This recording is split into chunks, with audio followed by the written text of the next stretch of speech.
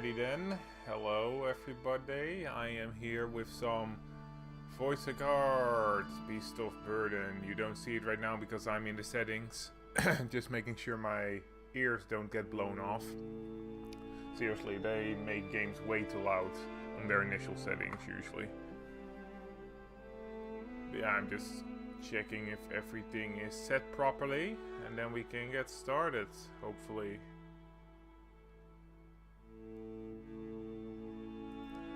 Basically just checking if I actually set everything up right, because sometimes I, for example, forget to change which games I'm playing in the Twitch settings, you know. Which can be a bit awkward if someone shows up and it's like, hey, wait, I thought we were playing Olympus Company, and I'm like, no, that was my mistake. But yeah, so just gonna, okay, everything should be prepared, there we go. But yeah, so this is, like I said before, Voice of Cards, the Beast of Burden. This is a game in a series of 3 games that, from what I remember, they're tiny RPGs that are meant to give you a full JRPG experience in the fraction of the time. I've played the first 2 already, Voice of Cards, The Isles of Dragon's Roar, and Voice of Cards, The Forsaken Maiden. I enjoyed both games, otherwise I wouldn't have bothered playing this game. I did like the first game more than the second. I just thought the characters were a bit better. Even made a short about it, I think, on my YouTube, which that's the sign I really like the game, that I do something like that for it. But yeah, I'm just hoping that the Beast of Burden will be the best out of the series, and that it isn't just a slow downwards fall. I don't know what you would call that. But even though I'm saying that the second game, The Forsaken Maiden, wasn't as good as the first game, doesn't mean I actually disliked the game. It was actually a pretty good one. You know, it just felt a bit more tropey, I guess, when it came down to JRPGs. Like when it, with Voice of Cards, The Isles of Dragon's Roar, the characters just felt really fresh and honestly fun to be around. Where in The Forsaken Maiden they felt a lot more... well, a lot more, not dry, fuck, I don't even know what to call it. I mean, normal, I guess, like, which is fine, like, if they just did the same characters as throughout these games, then that would be boring. I'm just hoping that the Beast of Burden will give us a different experience from the other 2 games. And I've heard there's a monster taming mechanic in this one, so I am genuinely curious, because one of the few things that I will say is that the first game's combat did get quite samey after a while, and I do think that the second game did get slightly better at that, so hopefully there's an upward trend there. Yeah, I'm not really sure what the plot is of this game. I've literally had 0 spoilers. And I'm hoping that the voiceover guy or girl, I don't actually know which one we're gonna get, will be just as good as the first one. I really like the voiceover guy from the first one. I actually was genuinely sad when I heard that it wasn't gonna be the same one. Also, if you're hearing that drilling, nothing I can do about it. Oh, did I surprise you? Oh. I am the Game Master. Pleased to make your acquaintance. Let's begin, shall we? You know, I can't My fucking job believe... is to draw you into this world with my voice and cards. So I'd be very pleased if you would play with the sound on. That being said, my voice is also subtitled, just like this, for your reading enjoyment. God, I really hope you guys don't hear that. I do not get the, my upstairs neighbor. For whatever reason, he's, drilling... a lot. He has, I don't know what he's doing. Maybe he builds furniture or something, because I also, in the mornings, hear him, moving around heavy stuff a lot of the time. But, from time to time, you just hear him drilling a lot. And, of course, he starts right when I'm streaming. I'm really hoping y'all can't hear it. But in the end, it is what it is. So, would you like to display the subtitles? Remember, you can always change these settings later in the options. We'll display subtitles just because it's easier for people to understand what's going on. Oh yeah, I forgot you can just click the cards actually. Oh, I guess I can just click the cards. I remember that I had to like pull the cards in the previous game. Remember, you can always change these settings later in the options. I will. It looks like you're all set. Well then, let's begin. I still miss the first voiceover from the first game. Welcome to the world of Voice of Cards. Hello, welcome. Like, I kind of wish that there was something that could show you that, oh, you've played the other 2 games. We're gonna give you a bit more dialogue or something like that. You're about to embark on a journey as the hero of this tale. I will say, I like the voice. I like the voiceover here too. It's rather soothing, in my opinion. This realm is home to humans and monsters. Humans and monsters alike. Alright.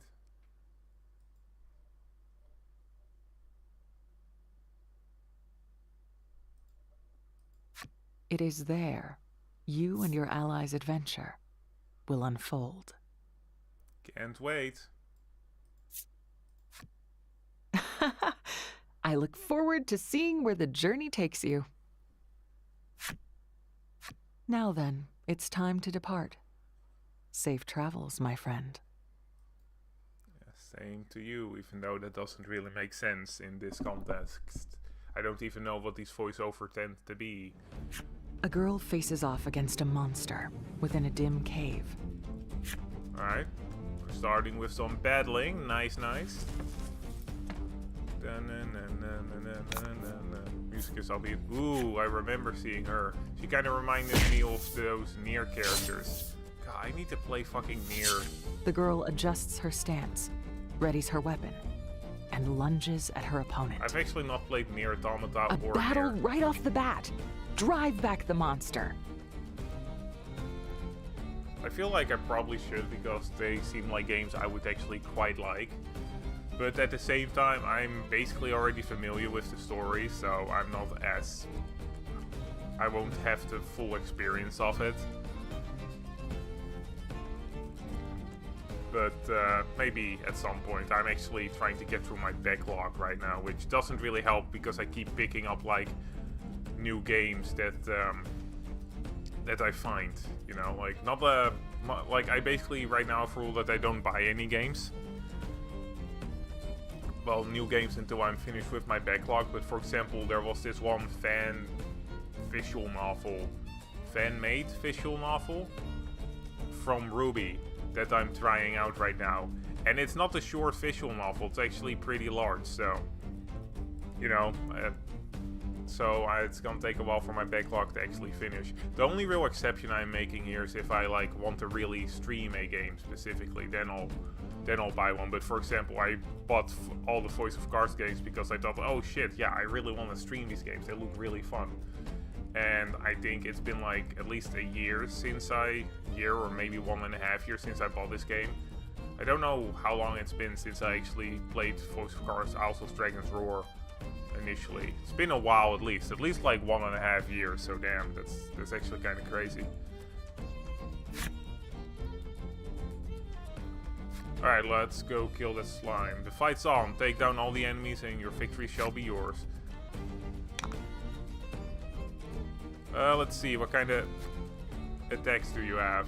I really did wish they just had the voiceover person asking, hey, have you played Voice of Card before? Do you know how combat works? Alright, let's just ignore the tutorial.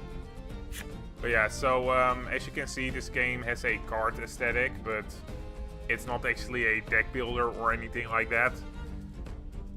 It's not like you draw specific cards and then have to choose between those to like use them. It's basically just that you have, I think, like 4 or 5 cards that you can pick from every turn. And that's basically it. You just have 5 different things that you can do every turn, and you can like switch them around if you have more than 5 abilities or actions you can do. All of them do cost resources. That's what these gems are. Right now, none of these cards cost resources, so we don't really have to worry about that. And then we also have some other items here below. Like healing potions, and we can have some other stuff too. I haven't really needed to use them in any of the Voice of Cards games. I usually just save them until the final boss, because usually these games really aren't that hard when it comes down to it. But yeah, so the card games, the cards are basically just an aesthetic choice. It doesn't really have much relevance on gameplay. It's a good aesthetic choice though. I absolutely love that the world map is also made out of cards and that it just looks like you're playing a game on like a tabletop, and it even helps with the voiceover person, because it almost seems like you're playing an adventure just for you, like some sort of D&D adventure but with cards. Honestly, I would not mind trying something like this out in real life. If you have a good enough GM, it would be amazing. But yeah, so let's see what kind of options we have. We have deal damage and take half damage until the next turn. I'm guessing that maybe white-haired girl, which I don't know the name of yet, is going to become a tank later on, but right now we damage. Oh, I guess I could probably explain how damage calculations work. So you can see here, like my character, not what I wanted to show. So, like my character, my god, can you just not do that? I just want to see her card. I guess I can see her card this way. Alright, so basically, as you can see, my character here has an 11 in front of the two swords, which is basically her attack stat. And as you can see, she has an 8 here behind the shield. That's her defense stat. So if I were to attack this slime with my character, you can see here they have a 2 in their defense stat. That means that you have to calculate the attack stat against the opponent's defense stat. So 11 minus 2 is 9, so we should do about 9 damage. Now, I'm not sure if it will always be 9 or if it's just that it will be 9, like in the ballpark of 9, because there is some...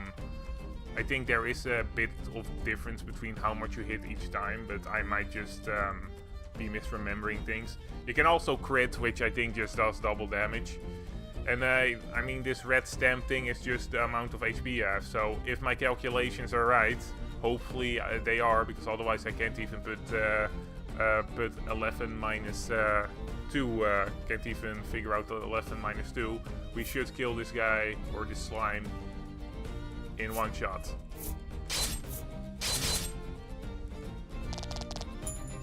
As you can see, it wasn't like we just did 1-9 and then like we were done. Oh, I got an achievement.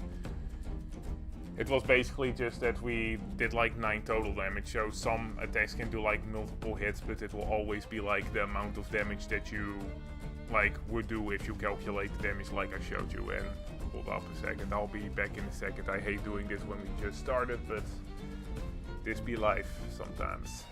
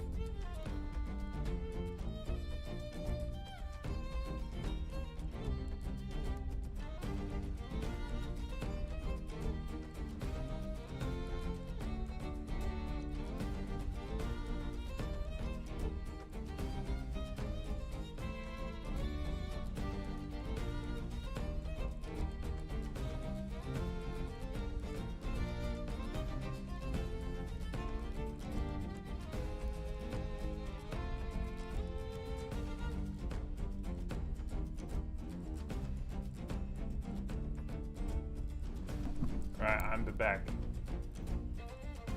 Alright, let's see. Yeah, we just finished the battle.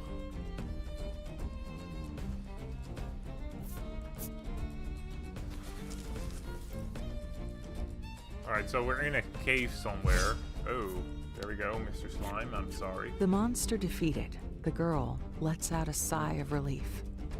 Alright. Guess this might be her first fight. Something like that. I should probably see if I can find some alternate costumes for her too. I think I should have bought the DLC, but I'm not entirely sure. I actually bought these games right before the bundle with all three of them came out, so I was pretty pissed about that, but hey. She surveys the area, but sees neither hide nor hair of other beasts. Okay then. I was actually gonna, when they said hide of hair or hair, I kinda assumed they were gonna make some sort of joke about not being able to see any, that she's not able to see anything past her hair because she has like her eyes are covered by it, or one of her eyes. This girl is the hero of our story, and your window into the world. I'm probably just gonna give her the name that the game gives her, or maybe just Felix. Despite your youth, you are a fierce warrior who defends your village from monsters. I have to get home. Your mission accomplished, you quickly leave the area.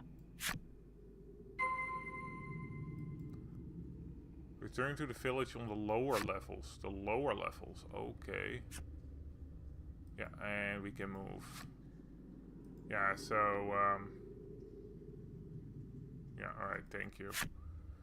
So, you can basically just move using, like, the WASD keys like this, and it's fine. You basically reveal cards if you stand right next to them. But what you can also do is just click on the card that you've already revealed and just, you know, walk like that. I usually prefer to do it like that. You can also move like this, where basically you can, if you use the arrow keys, I forgot for a second that you guys actually can't see what I'm pressing. You can also move a bit away from your palm, I guess, and then you can just quick travel to whatever card you have already turned around. When we're in the dark like this, that's not entirely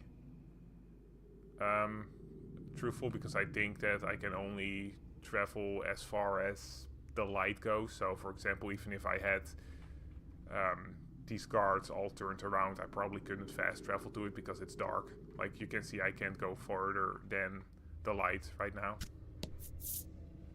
Okay, weird. I'm honestly just trying to explore a little bit, so I'm pretty sure we have to go this way, but you know, what is an RPG without a bit of exploration? Going the path that you aren't supposed to go. Alright, well, I'm guessing we can't go past these barricades. Nope, alrighty then. I do like the sound that the peon makes when I go walk on something I'm not supposed to. Boop. Honestly, it gets me to think about jumping on some sort of bubble or something. Alright, so we're in some sort of weird cave. Do we live in a cave? We're actually going lower, so would be an interesting setting to just be in a cave. In this world, there are creatures known as monsters. Humans have long been in conflict with these beasts. And even eat them before, which was a pretty fucked up side story. One of the reasons why I liked Voice of Cards, Isles of Dragon's Roar more than The Forsaken Maiden. They really did want to fuck with your expectations when it came to RPGs, when it, for example, with a side quest. I'm not gonna go into it too much, but yeah, it was pretty, like, I won't say it's like fucked up as, oh my god, it's disgusting, but it's just like, I genuinely didn't expect it. I know it's kinda weird that I keep trying to be vague about this, but I really don't want to spoil all these games because I do think they're worth playing. I think they're like only 20 euros each, maybe 15, and if you buy them all in the bundle, I'm sure that'll be even cheaper, so I personally think they're worth it. Okay, what the hell is this? This ballista was installed to safeguard the village. Its massive arrows have split many a monstrous skull. Can I fall into this? This concealed pit trap was dug in order to protect the village. A growing pile of monster corpses lies at its bottom. I feel like you probably would want to dig a pit somewhere more in the middle of the path than just on the side. Like, how many monsters are actually gonna go hug the wall when they're trying to invade you? They'll probably just walk in the middle, but alright. This trap was rigged up to protect the village. Boulders drop from above and crush the monsters below. I wonder if this game is gonna really dig deep into human and monster relationships, because they haven't really. I think the first game delved into it a little bit, but not that much. And the second game didn't do it at all, so well, we'll see. Yep.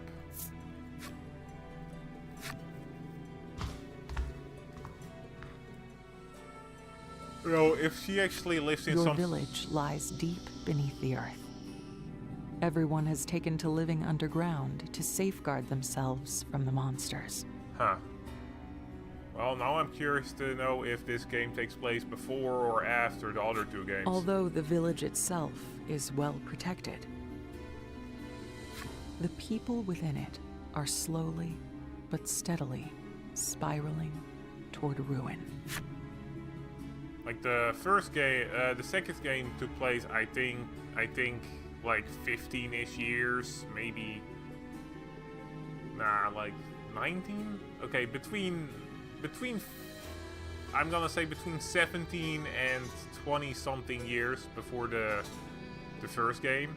So I'm wondering if this one takes place even further in the past, or maybe even like further in the future. The games didn't really have much to do with each other, by the way. The only reason I know that the first game took place 20 years after the second was because there were some characters that you basically got a bit of a timeline from. Basically, one of the main characters is born in the second game. Like, one of the main characters from the first game is born in the second game, and well, I'm not entirely sure how old she is. I'm gonna imagine that I'm probably gonna say in her 20s, so, but of course you can't see that with anime characters. Like in anime world, you can look like you're in your 20s until you're like 50 or 60, and then suddenly you can still look in your fucking 20s depending on the art style. My habit of getting all the cards to be flipped over is gonna be a pain in the ass, by the way. Like right now it's not a big deal because we don't really have to deal with monsters and everything, but it's gonna be a pain in the ass. Positive though, I will never have to grind.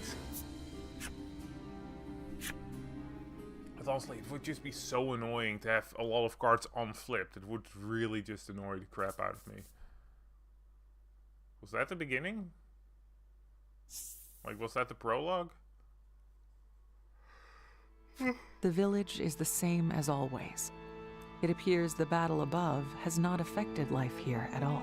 Well, it was only a slime. An elderly man approaches you. Well done hunting down those beasts. Beast. Are you unharmed? Singular. He asks. You nod.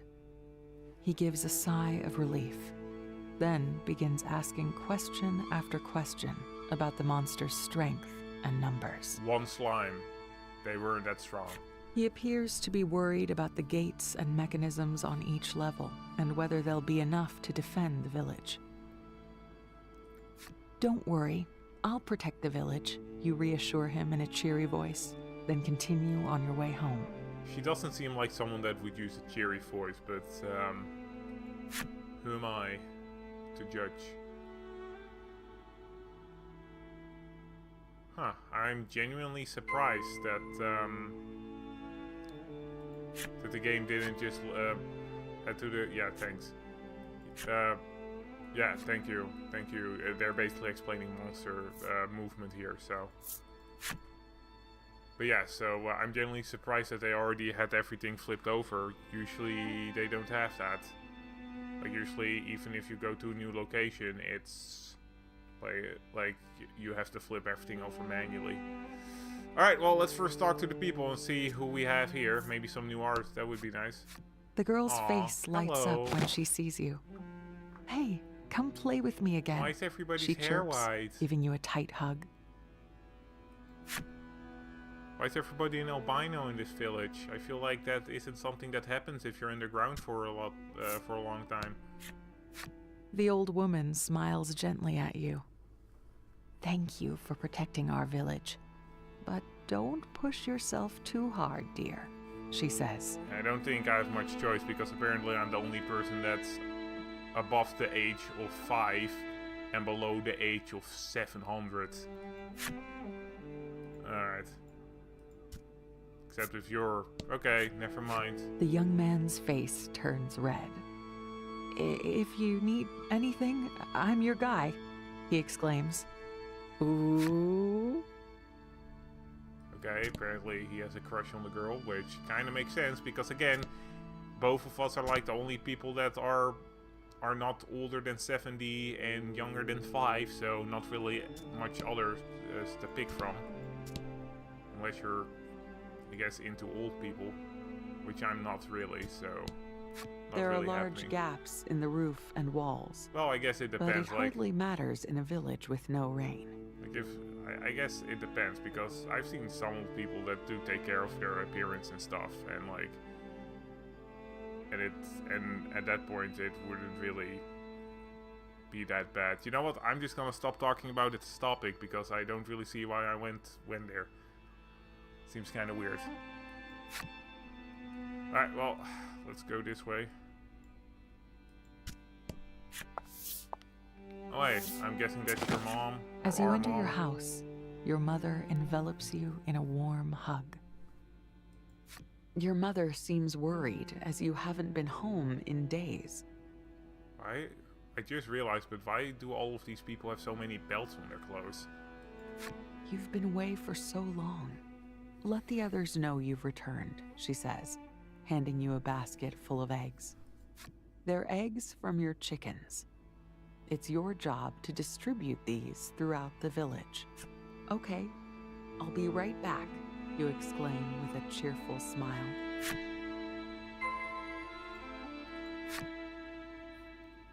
Jeez, first going to defend the village and then I have to actually disperse eggs towards them. Crazy. After you give the old woman a few eggs, she hands you some homemade seasonings. Sprinkle this on your food and you'll regain your strength in no time, she tells you. I will. You take care of yourself too, you hear?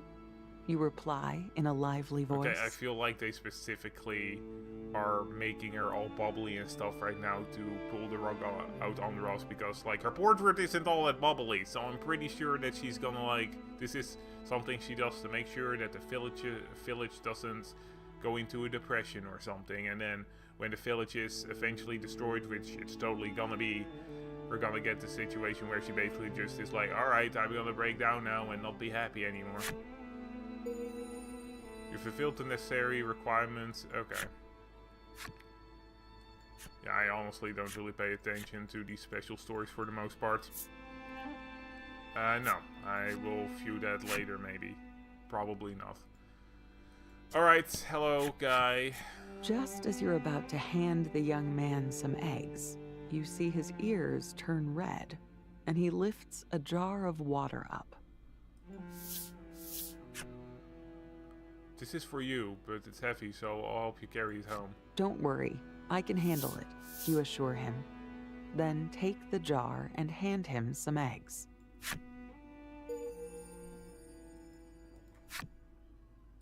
Guy just wanted to help the girl he likes. When the girl notices you, she immediately presents you with an armful of potatoes. Look, look, I dug these up by myself, she boasts, and the biggest one is for you. That's incredible, you exclaim, giving her a good-natured pat on the head. You then trade her some eggs for the giant potato. You fulfilled the necessary... Okay. Oh, I forgot about this old guy. You hand the elderly man some eggs, and he gives you a large fish. Wait, how in the hell return. did you get a fish out in this cave? I wonder how long I'll be able to catch fish like this, he murmured, then shaking his head. My apologies, I will say no more. The elderly man forces a smile, and you give him a smile of your own. Everything will be all right, you reassure him before heading on your way. Alright, that should be everybody. After making sure everyone receives their eggs, you quickly head home, spoils in hand. Alright. Still don't know how this guy got a fish from inside the cave, but maybe they can go outside. I just kind of assumed that they were stuck inside this cave. You No, return a home Gurren to Lagann see tasty situation. dishes upon the table. Where people are While just stuck simple, underground. it is more extravagant than usual. Happy birthday, dear, your mother says, stroking your cheek gently. That's right. Today is the day you turn 14. Okay, wow, I would not have guessed her to be 14. Your mother gifted you a handmade plush animal for the occasion. Oh, what an adorable plushie! I'm sorry I can't give you more, your mother laments, but you have nothing but gratitude for her. Just then, your stomach starts to rumble. Your mother smiles and asks, "Shall we eat?"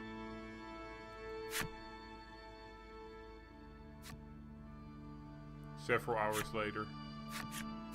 That night at bedtime, you lay upon your bed with your plush animal in your arms. Yep, that's it, you say to yourself decisively. Your name is Ram. Your new plush animal officially has a name. It's nice to meet you, Ram. My name is... Yeah, I was gonna say the plush animal got the name before the actual character. We'll just go with the normal name. Ollie? I don't fucking know. Ellie. Ollie. That's right. You introduce yourself to the plush animal, as any well-mannered person would. I'm just gonna call her Elle, by That's the way. a wonderful name. You decide to show your new friend your most prized possession. You grab the book that's always beside your pillow and flip through until you reach a certain page. Aren't the stars just beautiful? This is what the outside world looks like. I want to see it with my own eyes someday. So Not long it is a after, Gurren Lagann situation. you feel yourself getting sleepy. A yawn escapes your mouth. But just then, a scream echoes through the village. Monsters. Well, that's not good. We're only level 1 right now. We are not gonna You be able to dash put up out a of your fight. house. Not a moment later, the old woman rushes over. The upper gates have been breached, she cries. Your mother rushes over with a concerned look on her face and places something in your hand. Okay, self, good for us.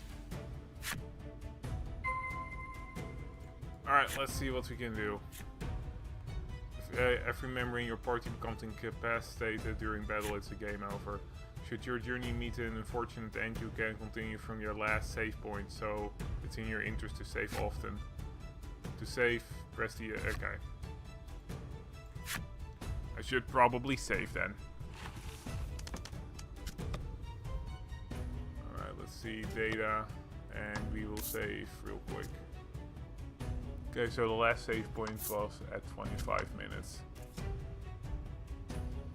I guess that makes sense because right now, like, this is the first time we could actually die, I'm guessing. Alright. That guy is probably fighting. Guess we can talk to these villagers real quick. I've never seen them in such great number, she proclaims, clearly panicked. We'll be fine. It's not like this is a village that will be burned to the ground for my character The development. little girl whimpers.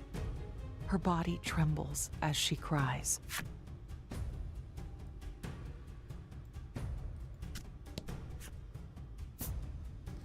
Alright, let's see what kind of monsters we have. Hopefully they're not too strong.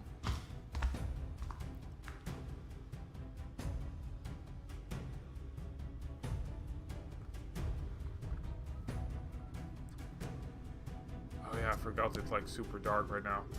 Alright guys, I'm coming. Hero of the day. I expected more monsters to be here.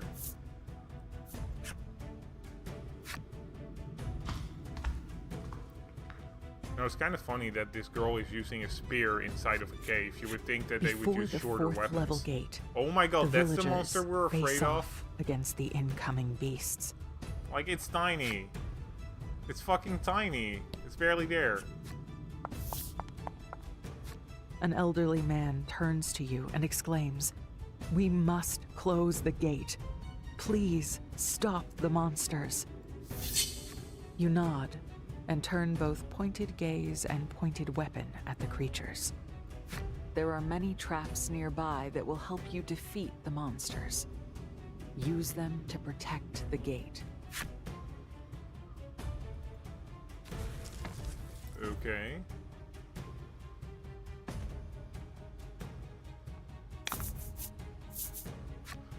Okay, so we have to protect the gate, so I don't think we have anything to get our enemies to target us instead of the gate, so it's more of a matter of killing them before they can do enough damage to the gate. In this battle, the game will end if either your HP or the gate's HP reaches 0. I kind of like that. This is showing that they're trying to do more with the battle system than in the previous two games. I'm actually kind of happy that this is happening as early as it is. I'm excited to see what they'll do with it. Make use of the skill cards to defeat the monsters. Alright. Let's see. The number... Yeah, I know, but we've already explained this. Yep, already explained this.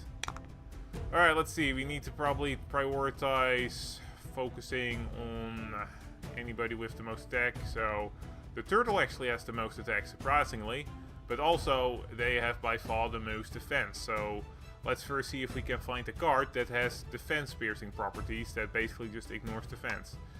Adds value of roll to attack and deal damage. Okay, adds value of roll to attack. So it doesn't say how much of a roll we're getting, but I'm guessing it will be a d6, so it's basically our attack plus a d6. So if we're lucky, we will do 7 damage to the turtle. Deal 10 damage, just a straight 10 damage. That's the one we want to do for the turtle. These are cards that just deal a certain number of damage, and that's super useful against high defense targets. Deal damage to all enemies. We don't know how much though. Alright, well, we'll do this 10 damage against Mr. Turtle. Die, fool.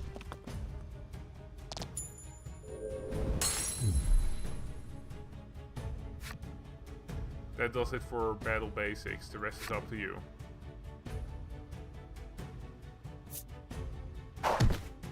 Okay, luckily they can't hit for that hard. As you can see, they only, like, this bee only did 1 damage, even though they should have done 2. So clearly it isn't just a static, you have this much attack, they have this much defense, that's how much damage you do. I'm guessing that there's maybe some sort of high rolling and low rolling going on, where sometimes you can roll high and maybe do 1 or 2 more damage, where sometimes you can roll low to do like less damage. Alright, let's see. Deal damage to all as well. I think we'll do the ballista because this is our most damaging attack. Alright, yeah, it's a d6. So basically, we will do, I think, 9 damage because this guy only has 2 defense. So we'll do 9 plus whatever we roll here. this thing has 12 damage, 12 HP, so that means that we need to roll a 4 or higher. 6, nice.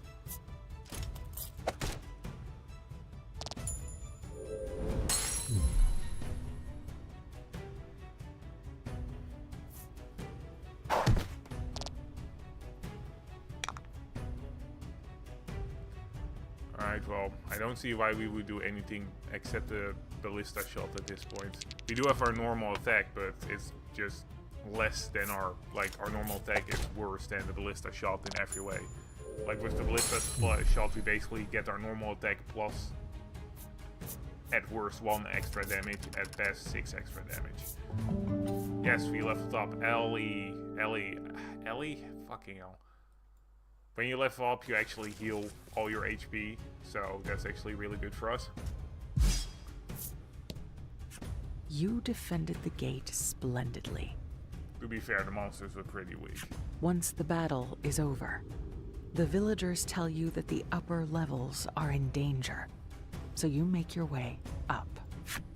Alright, I'm gonna bet that we will be fighting some sort of kobold or goblin next. No, we're fine. Actually, now that I think about it, did we get the new card while we leveled up? I don't think we did, but hey, maybe. No. Nope. Nope. Alright, yeah, absolutely nothing. I'm guessing we'll get our first ability at level 3. Ooh. Seems we have some damage was done. I think using cards like this for like a dungeon in D&D could actually be pretty useful. Maybe I'll be getting some ideas for my own D&D campaign. Oh, a wolf. Okay, I was wrong, dang. The young man is fighting back like the art of these monsters, but is losing ground. It won't be long before they reach the gate. Don't worry, guy. I'll fight them off. You close the gate, you shout. The young man grimaces. I'm so sorry, he says, closing the gate behind him. I'll be honest, I'm genuinely kind of expecting them to, Battle time. Okay, so I'm expecting that this village is gonna die, right? Alright, we're focusing on the slime first because we have a pretty good shot of killing it in one go.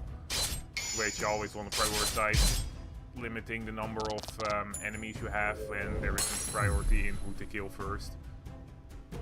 Clearly.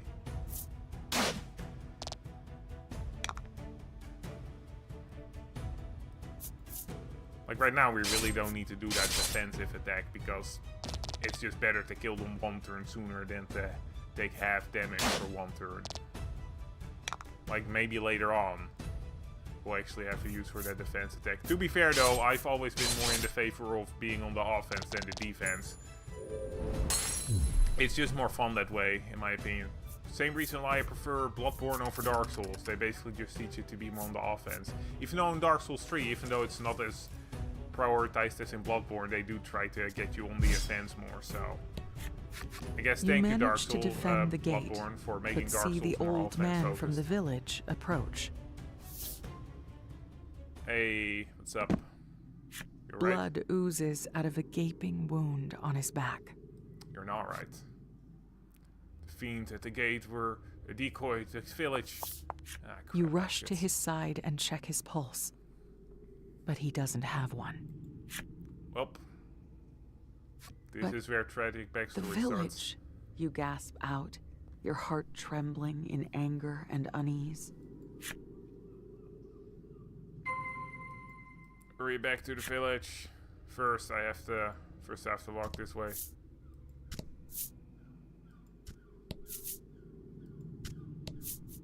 The village and the death of everybody I know can wait for a couple of seconds while I make sure that all of these guards are turned around.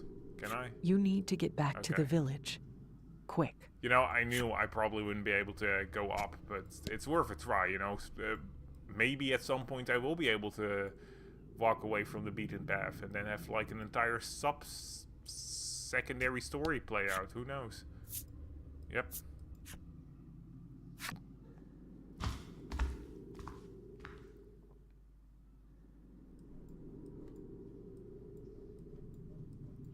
I should probably just use the arrow keys. That's going to be faster.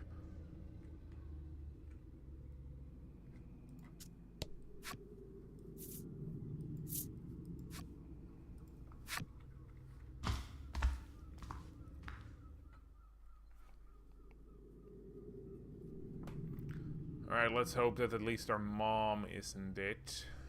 That would not be great.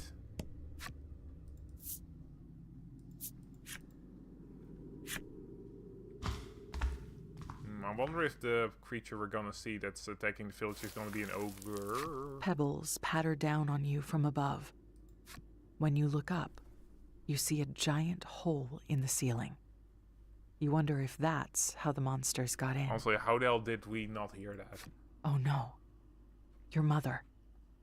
Is she safe? Head back home.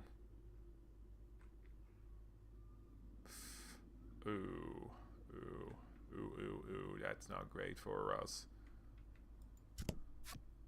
The young man has already breathed his last. No longer will that cheerful voice ever call out to you. Well, that's depressing. This is gonna be even more depressing, though. The girl has already breathed her last. No longer will you feel her little hand hold yours.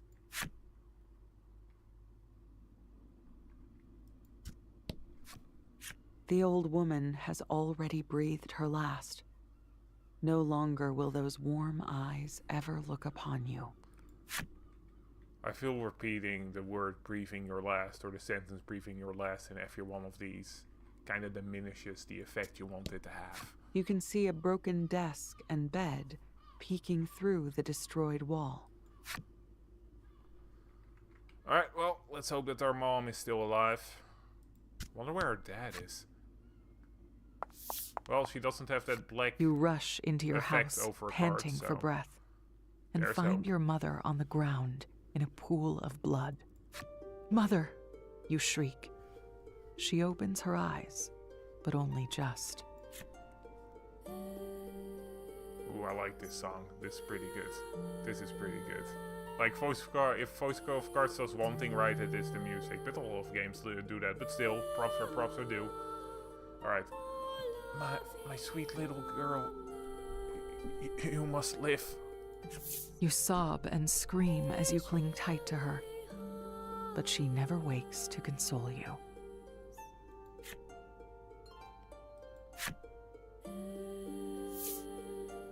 Ooh. Ram lies among the rubble, tattered and frayed. It is your screams are the only sounds in the village that once hummed with life. Oh. Just then, a monster with a wounded eye appears. I found a survivor. As the monster shouts those resentful words, it lunges at you. Alright, time for some revenge. Happening earlier than I expected, but hey. Oh, what the fuck? Why, what's this effect? Oh. Oh. You can't bring yourself to put up a fight. Wait, is that literal depression? Seriously? Jeez, okay. Everyone you ever cared about is gone forever.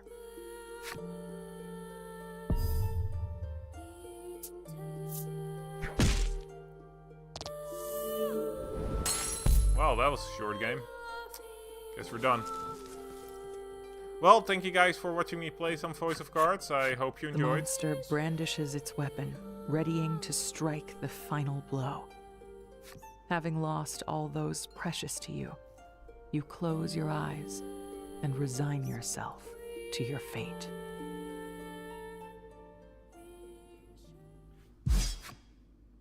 Yeah. When you open your eyes, you see the gravely wounded beast on the ground.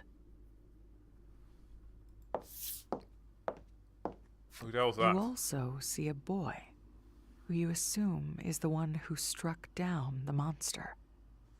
You okay? He asks. Better if you showed up a minute earlier, but yes. In a faint voice, you ask him who he is. I'm here to save you, he answers as he helps you to your feet. Come on. This place is about to collapse, he says, then pulls you along. Maybe it's the shock, but you think you hear Ram, crushed under the debris, whisper, "Go."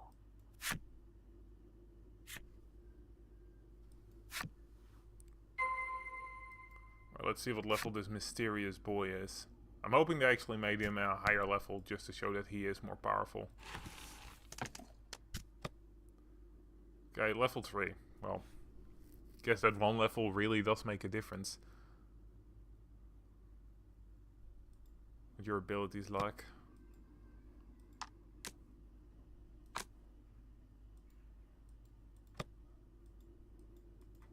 I keep forgetting that you have to double press. Oh, he only has one attack. Okay. Guess we're only in the prologue still, so that makes sense.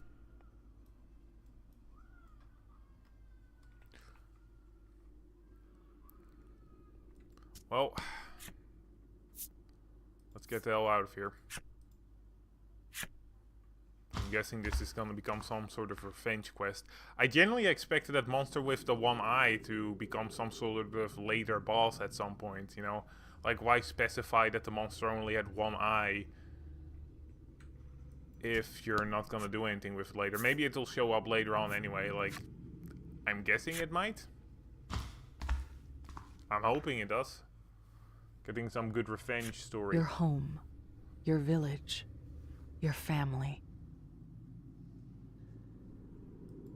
Memories of your life underground flood your mind. You remember the old man who was such a worrywart, but only because he loved the village more than anyone else. Ooh. You remember the little girl who always asked you to play with her.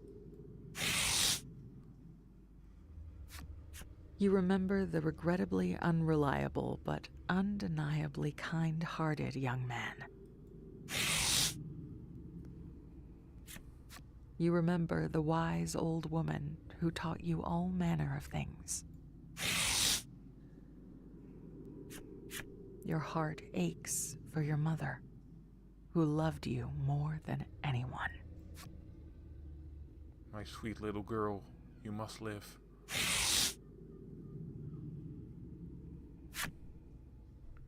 Would be cool if in the compendium that the cards that were just ripped, that they were actually ripped in the compendium. That would be pretty cool. Really just adding, you know, those small touches to the game. Alright, let's see what the outside world looks like. I'm genuinely curious.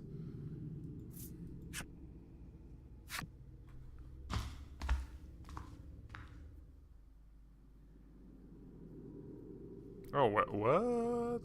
Oh, wait, this was the old guy that died. I was like, wait, who's that? But no, it's just the old guy's corpse.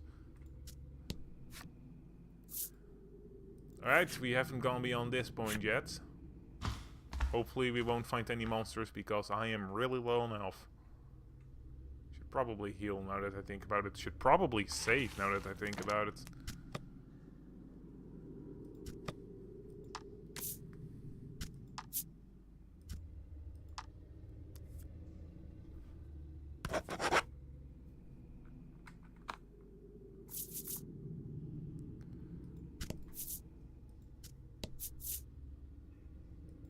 Oh, there were a bunch of barricades here too, I'm guessing. I wonder how they got through it and why. Not like we were bothering anybody in this cave. Maybe the world up top is just went totally crazy or something.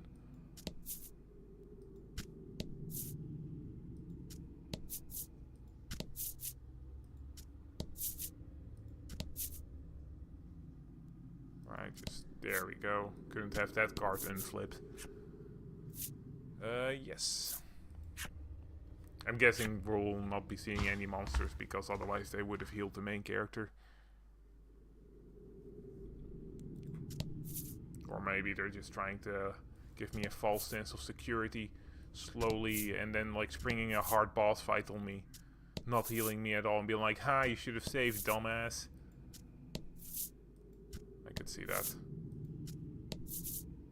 Alright, first breath in the outside world. We're almost at the surface. Ah, the mysterious I didn't realize he was wearing says. shorts. He's wearing shorts, dang. You don't know if you can trust him, but you have nowhere else to go. Though your legs are unstable, you keep moving forward, unsure what awaits.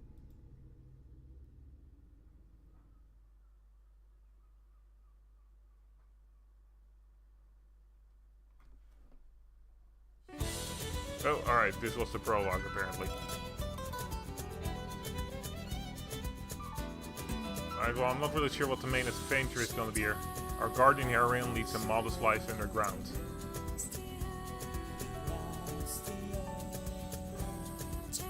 Until monsters destroy her home.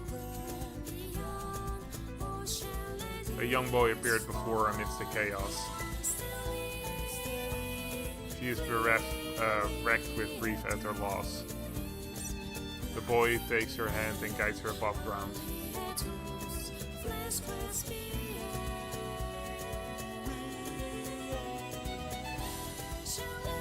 What lies beyond the village, the light of hope or the darkness of despair? At last they reach the surface, her journey has begun. I really wish I could have seen those cards that were flashing before a little bit better.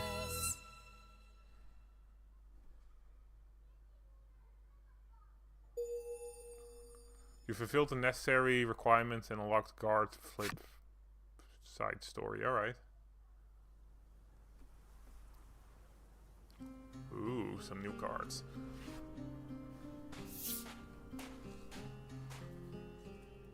You lay eyes on the surface for the first time in your life. Captivated by the endless sands must be really before you, hard on the you eyes scoop for you. up a handful. Like it must be Just then, like it must be crazy difficult to adjust your eyes when you've lived your entire life in a cave. I'm actually not sure how that works, but oh, and there goes your home. the passage leading to your village collapses. Your family, friends, and even Ram are all buried in the sand now. I feel like Ram is gonna come back at some point, maybe as a boss or something. You fall to your knees, overcome with grief.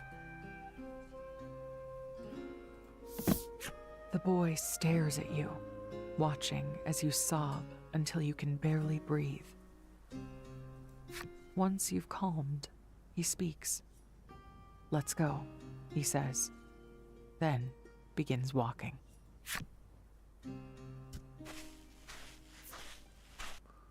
Alright, well, we beginning to explore. Wait, what's my HP like? Let's hope that it's back up. Let's see. Can I not see my... Oh, there. Still one. Crap. Okay, I actually do have to heal myself then. I guess these cells aren't that expensive, so it's not the end of the world to use one. Owned cards, items. Oh, we do have a bunch of them, so that's actually good. Use. Guess we only need one more battle to level up, so just using one should be enough to survive. Can we actually stand on here? No. You can't cross quicksand on foot. It's too dangerous. Okay, that will keep us from moving too far away, it seems. I didn't actually know that was quicksand. I did think it was some sort of bog, but... Ooh, a ship. Ooh, there are some new cards here that look slightly different. Alright, let's first do the ship. Oh, okay. Guess we actually have to go here. The boy stands before some sort of wreckage. It appears to be the remains of some mode of desert transportation that was destroyed by a sandstorm. Whatever was inside of it seems to be missing, too. Can you walk? He asks you. For the first time, you realize just how thirsty you are. You shake your head, and the boy tells you of an oasis to the west. Try not to faint before then, he says curtly. Head to the oasis west of the subterranean village. Alrighty then. Kinda cool that we start out in the desert though. We normally enter, like start in forested area, so this is actually a nice change. Alright, first enemy encounter, let's go.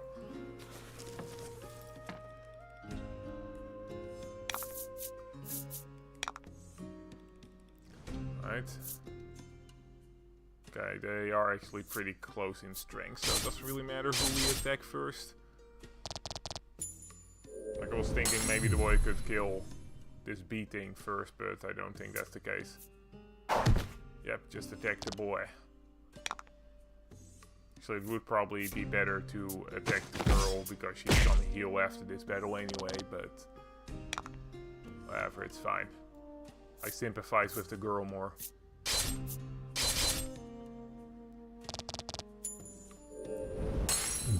Probably gonna prioritize getting them to have more attack power. There we go, the girl should level up, maybe getting an ability? No. Treasure discovered. Alright, let's see. Let's pick this one. Alright, I got the better out of the two. Ah, sorry about it. Oh, I had to sneeze. But yeah, I got the salve. I could have also gotten an antidote. And unless there's a lot of poisonous creatures here in the desert, I don't think we're gonna have to be too worried. Like I said, I haven't really used many items in my previous playthroughs of the other two games. Once you arrive, both you and the boy scoop water out of the oasis to quench your parched throats.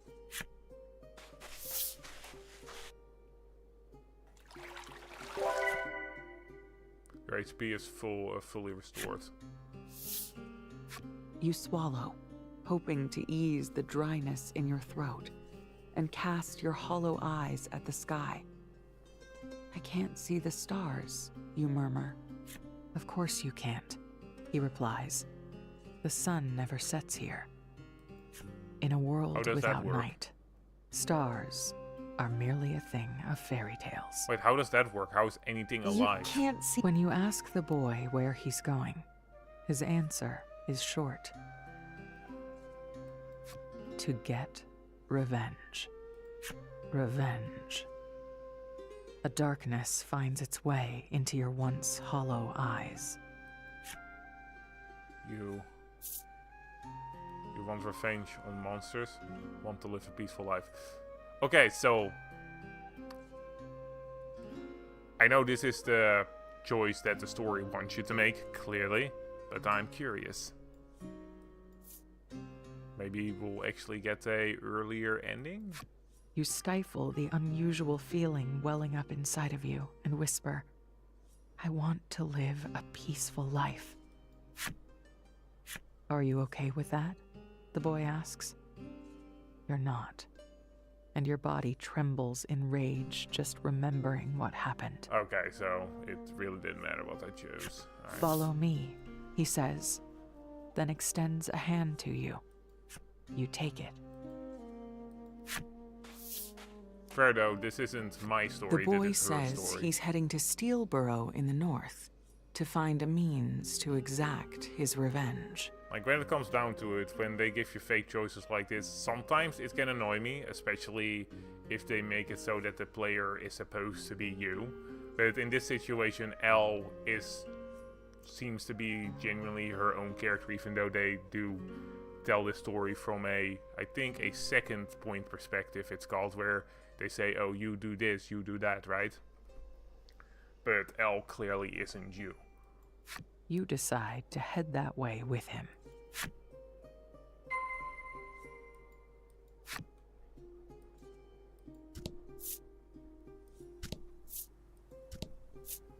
Ooh, treasure chest, gimme. Alright, nice. I think you do have a max amount of items you can keep, so we do have to be careful about that, but I think it's like 50 items, so we're not in trouble just yet. Alright, so here you can probably see where I'll be getting all my levels. I am going to basically flip every card I can here, because otherwise that's gonna bother me. Oh, taking a while. There we go. I know how to use items, thank you. Appreciate your help. Alright, we'll kill the slime first. Mostly, I wonder, these slimes actually look kinda tasty. Not as tasty as the Dragon Quest slimes, but still pretty tasty. I wonder if you could drink them or if they are acidical or made out of acid. Acidic? Acidic, I think. Okay, well.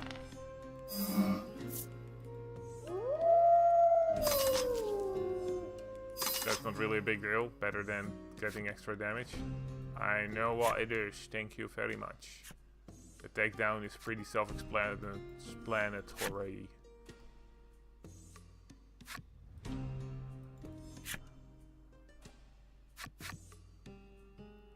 There are two types of dice, 6-sided and 10-sided. Which one you roll depends on the skill.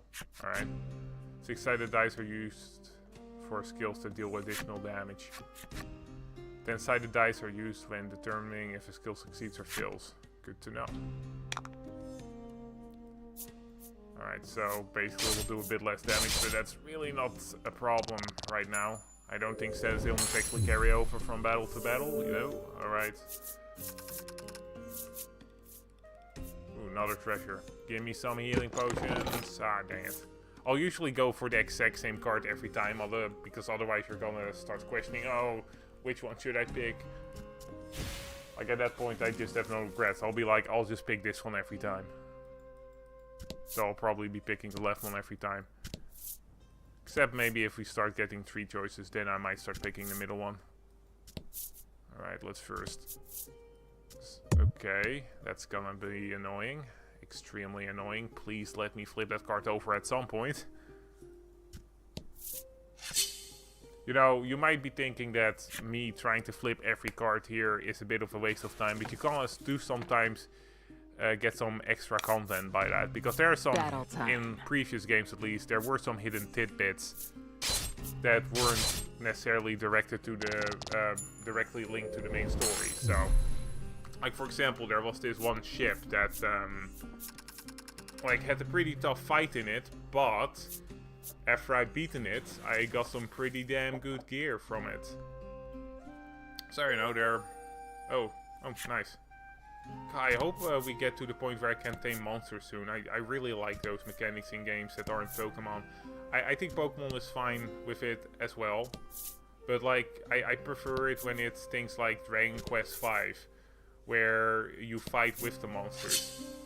Like, I loved in Dragon Quest V trying to get the best monsters I could. And like, I prefer using monster party members over human party members, you know? Like, I would use the main character and a bunch of monsters. I wouldn't use my damn kits. Don't care if you're the hero of legend, son. Slimy the Slime needs to be on the front lines. I really do like Dragon Quest V. It's kind of funny though, I've never actually finished Dragon Quest V, even though I have come really close. Every time I play it though, I usually just stop right before the end. It's a habit I have with JRPGs sometimes. Ah shit, I wanted that gold way more than self. I need some more gold for weapons and all. Well, there's some gold. I'm guessing we'll need about 1,000 if we want to buy the best weapons for both of them. I'll prioritize weapons, because I want to prioritize attack damage. Okay, can't go over here. Dang it, can't go over there either. Oh, shit, they want to go into the town. No. No, I'm not done yet. I'm not done yet exploring. Can't stop exploring just yet. Oh, guess we do actually have to enter the town from here.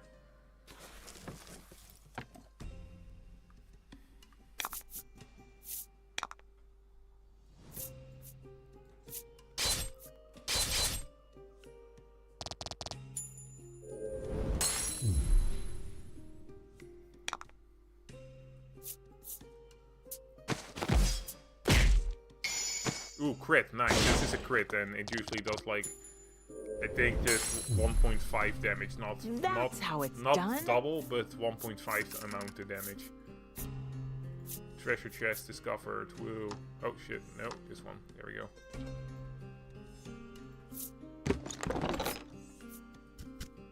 See, this is why I always pick the left one. Alright, let's quickly see if there's any other cards we still need to turn about that we actually can turn about. Nope. Alrighty then. Time to steal what we are gonna do in Steelbrook. Steelborough. It's not Steelbrook.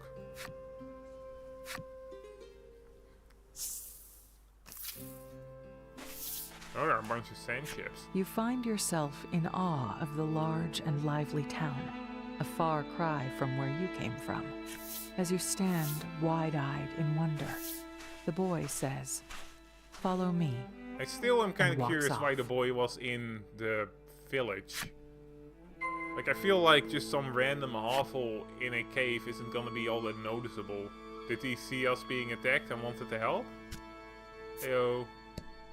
God, why is The everybody's hair boy white? sees your eyes darting about and laughs. What? Are you a country bumpkin or something?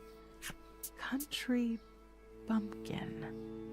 You repeat his words curiously. You can't be serious, he exclaims in bewilderment. So, like any world, children are the assholes. Good to know. You see a woman stuffing her mouth with something delectable and ask her what she's eating. "This is just normal bread," she answers. "Just normal bread?" you repeat curiously. Alright, so there is a reason why everybody's hair is white, because this card of the lady, it was in the previous games, and there her hair wasn't white. Alright, before we do anything else, I kind of You want to visit the contemplate game entering the strange parlor. building, No?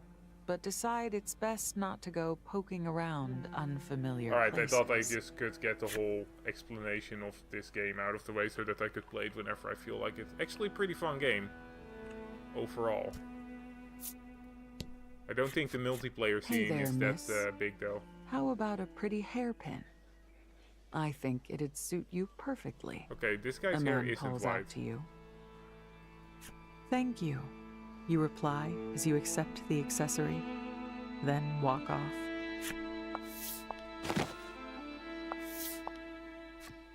Wait, you didn't pay, he calls after you. Confused, you decide to return the gift instead. Okay, well this will be fun. Kinda like this approach where the character basically doesn't know nothing. Oh, hello. The gatekeeper bars your path. Only those with business in the mines are allowed to pass. Right, interesting. The armor is actually from one of the characters in the second game. From one of the attendants of the maidens. So that's interesting. You see a woman holding a parasol and can't help but wonder what it's for.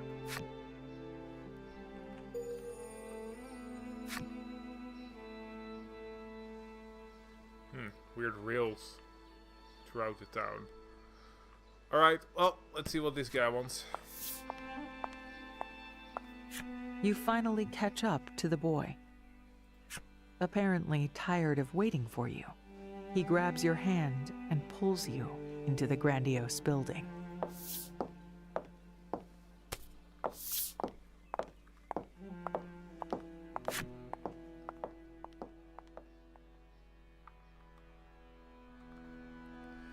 that would do. Oh, hello. In front of the boy That doesn't seem stand easy several full. masked elders. I brought her, he says, briefly introducing you. Very well, you may go, they tell him curtly. I'd rather not stay alone with these people. As he passes, he whispers to you that these people are members of the town's governing body, the Senate. We are the ones who told him to bring you here, one of the senators explains in pompous tones. It appears, for whatever reason, they have need of you. Right, well, I guess we're doing this. The senator refers to you as a subterran. The hell does that mean?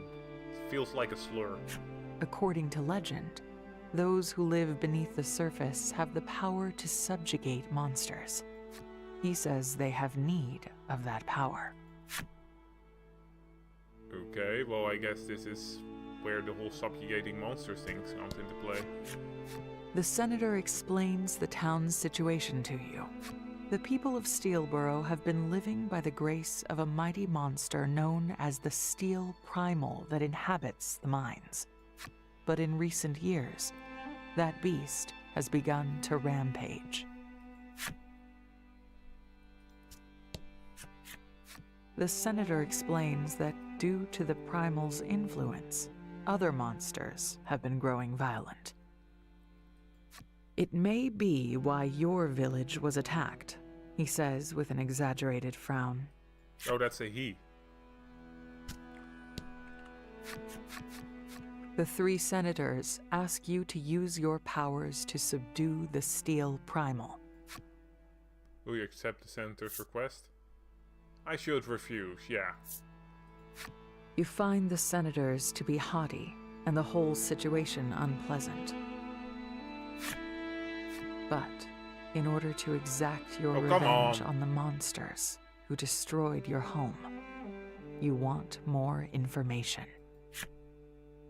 If it means getting revenge, I'll do it, you say. Still, you have no idea how to use your so-called powers to subjugate beasts. Just then, one of the senators speaks. According to legend, you need special tools to activate your powers. Summoned by the senator, the boy presents you with new clothes and a weapon. Ooh. He Pack also of cards hands used you by a bundle of subterraneans papers to that control look like monsters. cards. You take them as told. Ooh, I do like her clothes like this more. Those clothes suit you perfectly. They do. It looks like you're ready, a senator says, and a monster in a steel cage is brought in. Ooh, little doggy. Now, Subterran, show us your powers, they all but command. Though surprised by the sudden turn of events, you take your weapon in hand.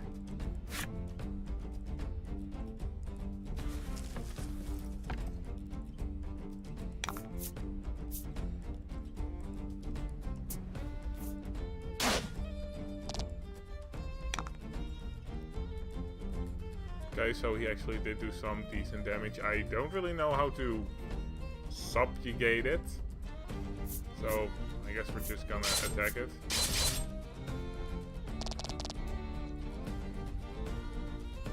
It does seem a little bit more powerful than your average monster, and that's not good.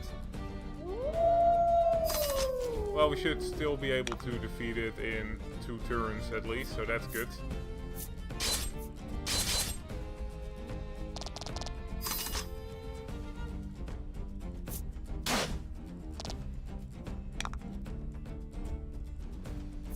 Okay, am I supposed to actually kill it now? I think I'm supposed to. Oh, what the hell was that? Oh, it's nothing. Well, cool that we finished it with a crit at least. Seriously though, I'm not sure if that was what I actually was supposed to do. You defeat the beast with ease. And then...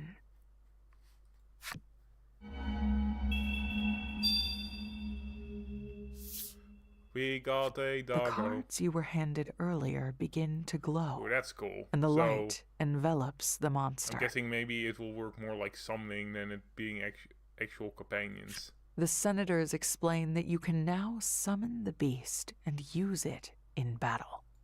With a trembling hand, you raise the card with the monster sealed inside it. Alright, let's see what happens. I kind of want to use... Ooh, okay, so maybe a leveling mechanic? Oh, it's just ability. Just like the legend, the senators exclaim with joy. Okay, I don't know what those stars meant. I'm guessing maybe either the power of the card, or maybe that we can upgrade the card.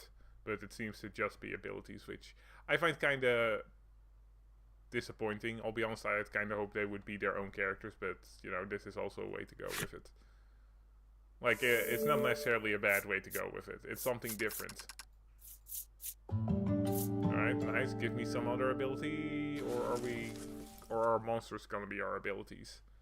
I'm guessing that's gonna be the case, which, honestly, with the way this battle system works, that's actually kind of interesting, because that means we're probably gonna get, like at least 20 abilities, which we can mix and match, so that's actually really interesting. Maybe we can defeat some bosses to get special abilities as well. That would be pretty cool. You can now seal defeated monsters in cards and summon them during battle as monster cards. You have a chance to acquire monster cards when you win battles. Additionally, certain monsters are available for purchase. Ooh, from specialty shops. You affix your gaze on the card. If only I had this power before. My village wouldn't have. I don't think it would have made much of a difference. Having witnessed your power, the senators order you to make for the mines northwest of town. One of them hands you some money for your journey. Seeing you gaze at the money with a curious expression, the boy explains. Above ground, we use this to buy things and pay people to work. Having lived your whole life beneath the surface, you don't quite understand the coin he's given you. But you can tell it's not much. I was like, okay, 300 gold, that is not much. The senators then summon the boy and give you both an edict. Defeat the steel primal in the mines and seize its power. With that, you and the boy make your way toward the monster's den. Alright, let's do a quick save. And then we'll see if you fulfilled the necessary... Okay. Let's do a quick save and then we'll try to getting some more monsters. I do want to be prepared a little bit before we go into whatever place that is. This is probably going to be our first boss battle. There we go. Thank you.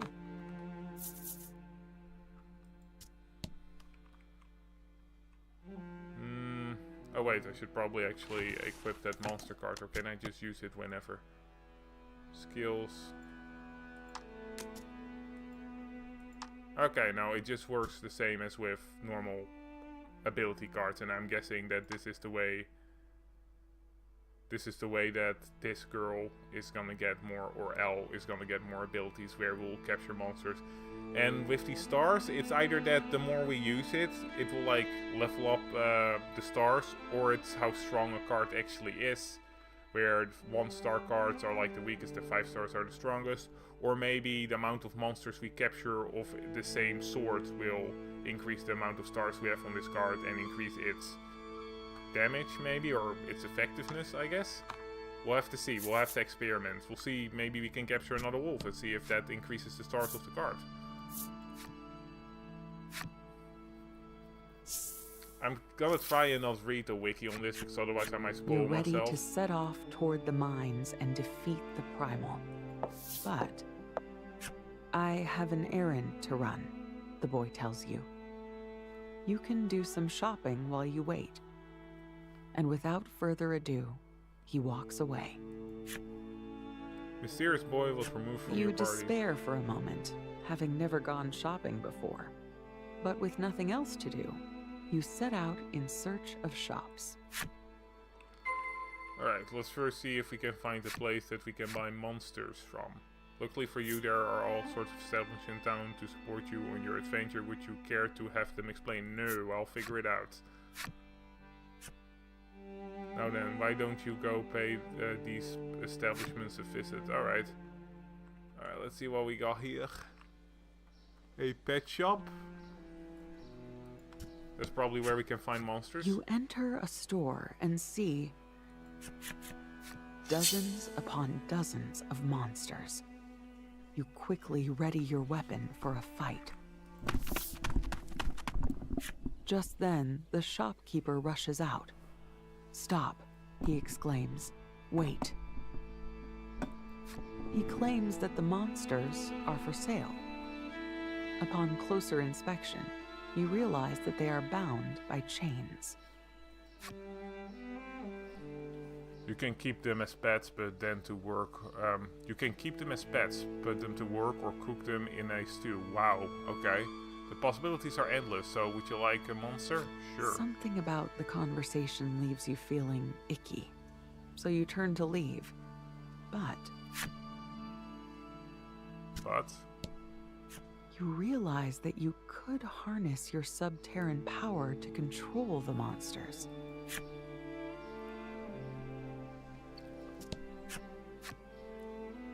Okay, they're not saying anything new. Good to know. Alrighty then. After you enter the shop, you realize you have no clue what to do next. Not long after, the shopkeeper comes over to speak to you. You tell him that you don't understand how shopping works. Though initially surprised, the man patiently explains all you need to know. He then asks if there is anything you would like to buy, and shows you his wares. Alright, let's see what we have. Let's see. Okay. Inflicts poison if roll is 6 or greater. I actually even though I was a bit disappointed initially at not being able to use these monsters as actual units, I do kind of like the idea of being able to really... what do you say it? Fuck, why do I keep forgetting words when I'm speaking? You know, that you're able to do a bunch of different things with this unit and really change what she can do. Customize, that's the word for it. I really like that you can you'll be able to customize your units a lot. Add 4 to your target's attack for 3 turns. Alright, well, for now, I kind of want to see how hard it is to get monsters from normal battle. Anything else? The shopkeep inquires. No. For now, I want to see how hard it is to actually get cards from battling, so first we'll do that. Aside from that, I guess we'll see if we can get a weapon. This is the item shop. I guess we can see first what we have there, but our priority is getting a weapon. I forgot, I really like the design of the shopkeep. It's really cute. Too bad I'm probably not gonna see you much because I don't really use the shops that much. Let's see what we have here. Ooh, we actually have a lot. Ooh, what's this? 70% chance of discovering a treasure chest upon victory. Ooh, interesting. That's a new one. Don't really need it. I feel like treasure chests show up fairly frequently anyway. Anything else? The shopkeep inquires. Nope. But I like your design, so, you know, yay. Okay, that's the armory. That's an inn. Usually we can sleep there for free, so no biggie. Let's actually go to the parlor shop. No sooner have you set foot inside the game parlor than you hear the boy at the counter call to you. Let's play cards. Alright, let's play a game real quick. Would you like to hear an explanation of the basic rules? No, I'll explain it. Select the game rules. We can only select one game rule, I'm imagining, but later on, the more you win, you'll be able to select more. It's actually a really fun game. It's just that I usually pay more attention to the story overall. Like, maybe if you have, like, a really big JRPG that lasts hundreds of hours and you just want some downtime, you could play this game, but... Begin the game. It's too bad that these games... I don't think these games are all that popular overall, even though I really like them. So, I don't think there's much of an online community here. Would be nice to play some, though. Alright, so... let's see who will go first. Ah, boo! The game is rigged, damn it. The game begins. Ooh, I do like the background music of this game. Okay, so basically a player, well, I guess we're just skipping all this. Alright, so basically we will draw 2 cards. And yeah, basically what you want to do is complete sets of cards.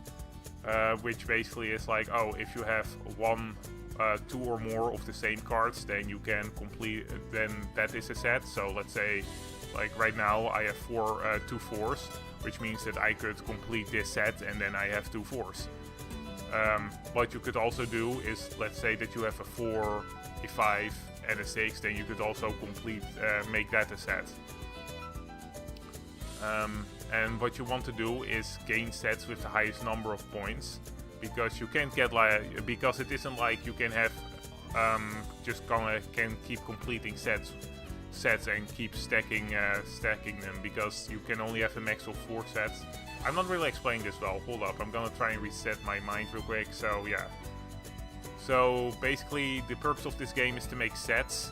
You can make sets from having the same number cards, and then like basically getting 2 or more of the same card and making a set that way. Or you can have a set by having numbers that are in a set order, like 1, 2, 3, or maybe 3, 2, 4, 3, 4, 5. You know, just anything that goes right after the other, and then you can make a set. After you make a set, they will be put over here, I guess, on this line, and depending on what type of, like how many points in total your cards are worth, the better the set. So let's say I may make a set out of these frogs, then I would get 8 points in total. But let's say I make a set out of these wolf skeleton things, then I would have, because these are set, this card is a 6, would mean that I have 12 points in total. And your goal is to have as many points as possible at the end of the game, which I think it keeps going until you have no cards remaining. Now, I just said that you could also, well, you know what, it's easier if I actually can just touch the card. So, like I said before, I can make a set out of these 2 cards, but I can also make a set out of the wolf, the wolf in my hand and the wolf on this line, because you can only have so many cards in your hand, and I think the max number of cards you can have in your hand is 1. So like after I'm done with this turn, I will have to discard any card, like everything except 1 card, and then I have to place them over here, and then any player can use these cards to make sets. So you have to really be careful not to give too many high cards, to discard too many high cards, because that means that other players could make strong sets. Now we're just gonna make a set out of these 2. Yes. There we go. And as you can see, I have 12 points. Discard until you have 1 card left.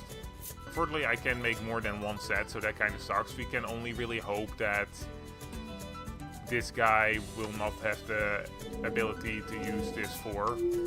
He does have a 3 though, so it's fairly unlikely. Yeah, he's gonna make a set between the 3, 5, and 4. Unfortunate for us, but it is what it is. We also have to be careful, because if he gets a 6, or if we get a 6 or a 9, we do not want to discard it, because then the boy can make another set that's going to be worth a lot. We probably want if we can get a 5, a 6, a 5 and a 6, we can make a pretty good set, but aside from that, okay, not ideal for us. Oh no, you don't have any. Yeah, I'm basically discard until you have 1 card in your hand. Discard cards will be moved to the pots. Yeah, so we just got unlucky here. We'll discard this 4, I think. I think it will allow this guy to make a set, but it's fine. I want to keep this 5 in my hand. Oh no, it won't allow him to make a set. Good. Okay, shit, he actually got lucky there with that 8, dang it. And he has an A2, damn. Damn, this boy's getting way too lucky. Alright, come on, give me something. Give me a 6, give me a 6, give me a 6. Or, Okay, that's not bad. I guess we can make another set at least. Too bad we didn't get the 6, but heyo. I do kind of like this sheep monster. It's really cute. Discarding until you have 1 card in your hand. Well, alright, let's... That actually might not be good for us.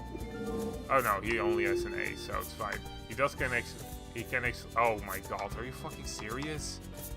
Oh, it's only worth 2? Huh.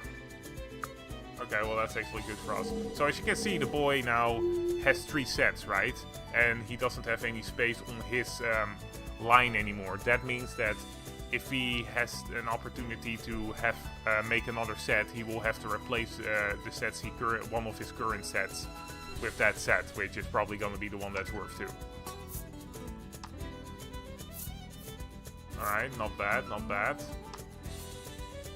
So what we can do right now is either get do like 5-5 and then get 10 points, or we could do 2-3-4, which will get us 9 points, or we could do 4-5-6, you know, which will give us 15 points, which is the better option. 4, 5.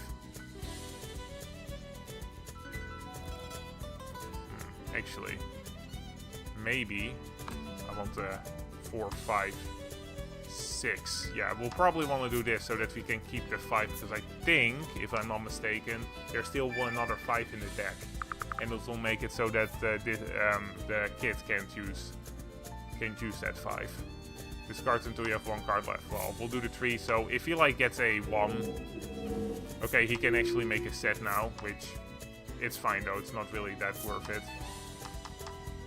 There we go. Set of 9 points. I'm not actually sure if I'm winning. He has 39 points, but he'll get rid of the 1 set, getting 37. Okay, now I'm winning. Good. Okay, we should probably win unless he gets like an insane set. Okay, nice. Definitely get this. In later versions of this game, cards will also have different abilities. Like, for example, you just put together 2 turtles. Okay, that means that the player next turn can't like use a card or something, or the player next to you can't use a card or something like that, or can't draw something like that. So it makes the game a lot more fun. Alright, we'll get rid of this set. As you can see, we can only have 3 sets, so I'll be getting rid of the 6s because that's my least valuable set. So we are winning, but not by enough to be comfortable with it. You can make a set, will be worth 9. I don't think it's worth more than any of your other sets, so...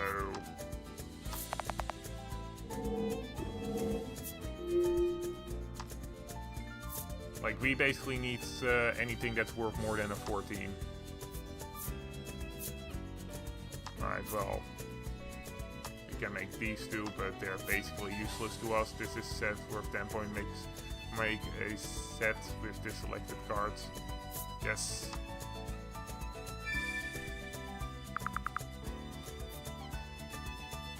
Yeah, so let's see, we'll just get rid of the 10-point set because it's our worst. Honestly, we have similar sets, so okay, he can make another set. He's actually pretty lucky, except that I don't think any of the sets he would be able to make will make up for the point difference, so we basically won this. Which makes sense, you know, this is the first game we can do. Alright. Well. I think this is worth 13 points, so... Oh, no. Fuck, no, I don't want to discard until you... Fuck you. Whatever, I would have discarded these cards anyway, but still.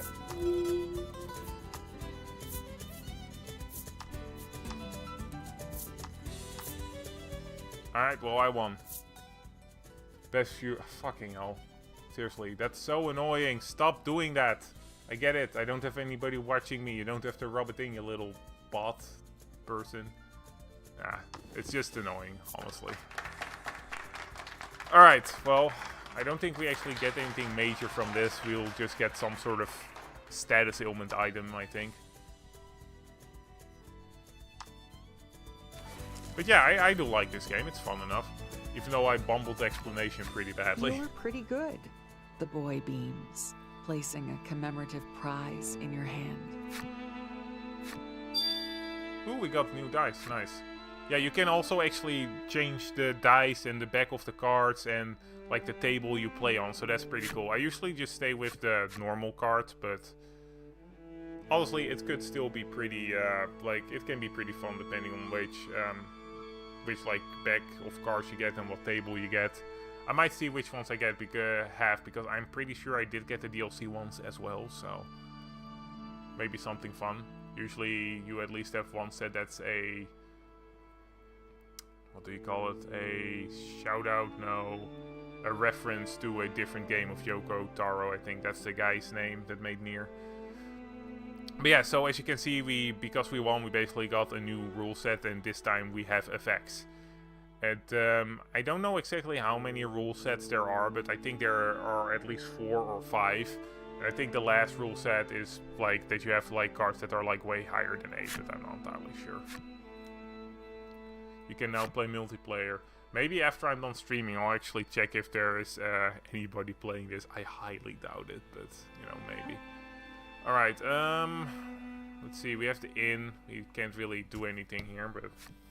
You enter the inn, and the proprietor says, "Guest of the Senate, right? I can't take your money then.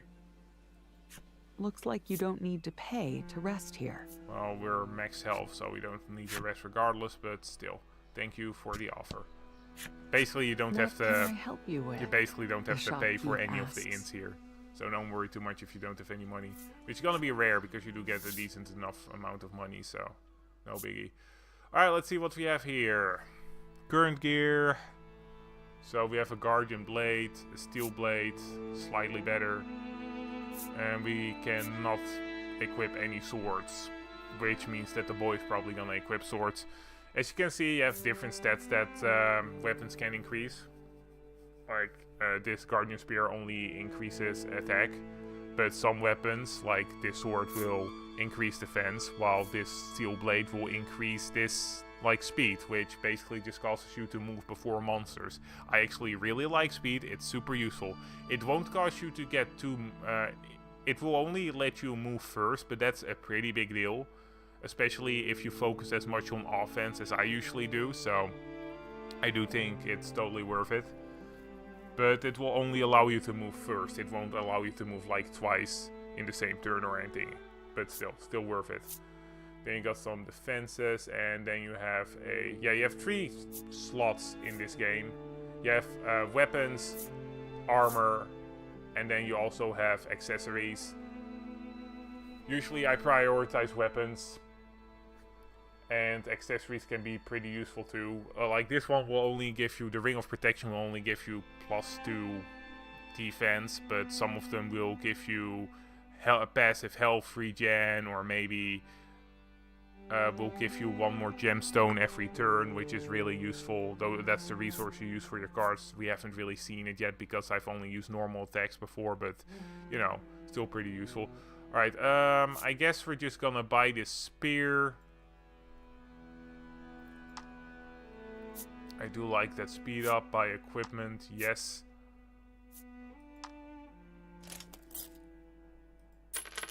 Alright, that's almost all our money, but we'll just go outside a little bit and see if we can get some monsters in our party.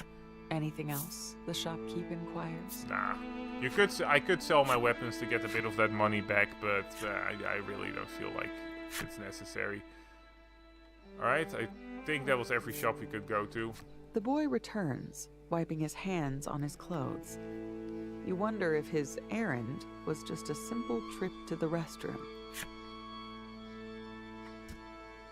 Okay, I was actually gonna just leave the boy, but I guess it's better The that time we has have to finally join the come party. to fight the primal. Oh, hell no. I'm first gonna see if I can get some more monsters. Let's get the hell out of here. Okay, we are actually able to go out. We won't be able to explore anything outside of the area we've already explored, but it's fine. As you walk, Oh. the boy asks, "Do you think I can summon the monsters in the cards too?" Unsure yourself, you decide to test it right away. You can use monster cards as skills during battle. A single character can only have up to 5 types of monster cards. Select skills from the setup menu to choose which monster card you want to use. Nah, I'm pretty sure we only have one.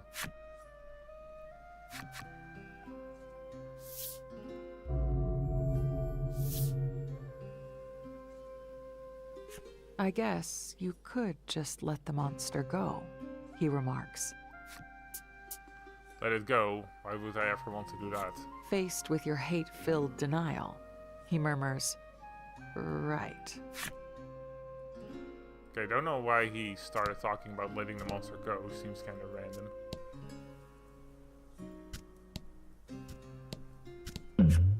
Oh, an event. Yeah, sometimes you'll also get events, like they're just random. You spot Not really a big deal. half buried in the sand and manage to work it free. Usually it's just you It's getting an a item treasure or chest. something like that. Alas, the lid is shut quite tight, and there's no keyhole in sight. But you worked so hard to get it out of the sand.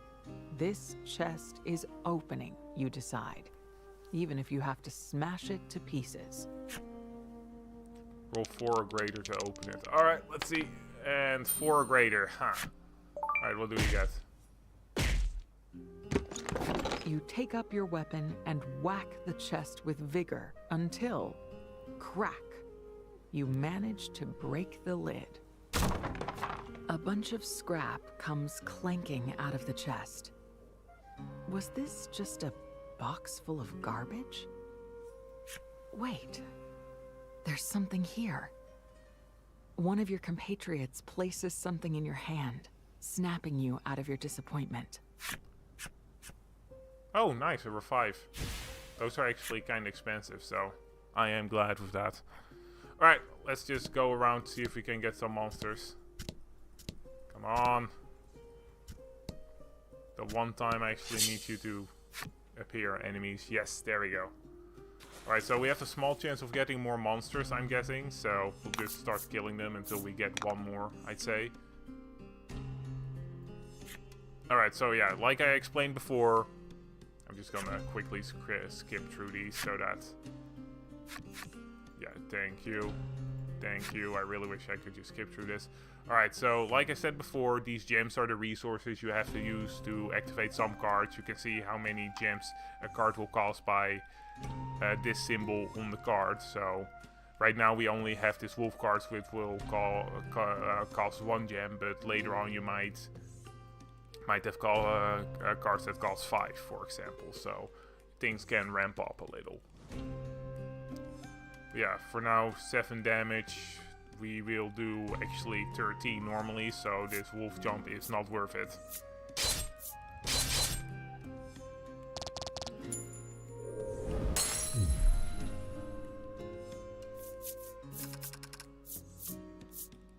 Treasure discovered. Ooh, now we have 3. Oh, okay, so we basically have to get the treasure chest to get the monster card. Okay, I kind of hoped it was like this, because otherwise it means that we have basically a chance every time we fight a monster to get one of the treasure cards. That's good. I actually kind of quite like that. I'll be honest, I do hope that the characters will get their own skills as well. But I'm feeling like it might just be that we'll get monster cards and everything. Which is fine. Like, I get what they're going for with this game, and I do like it. Get him. Alright. I wonder what decides what monster card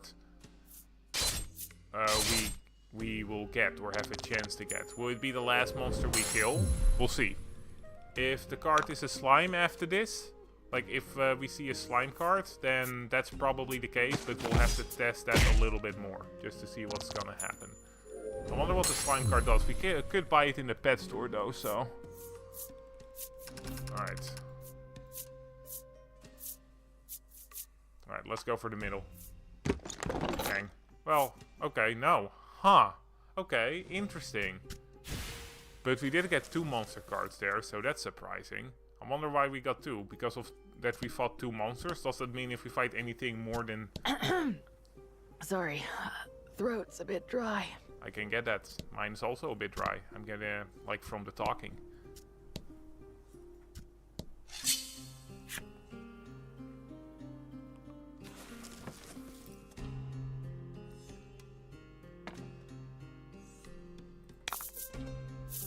Alrighty then.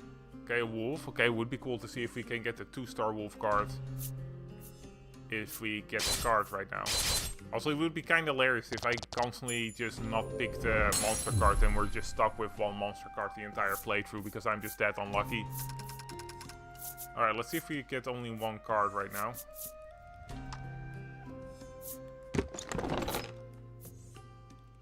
Okay, yeah, this time we only got one card, so I'm guessing it depends on how many monsters we'll fight.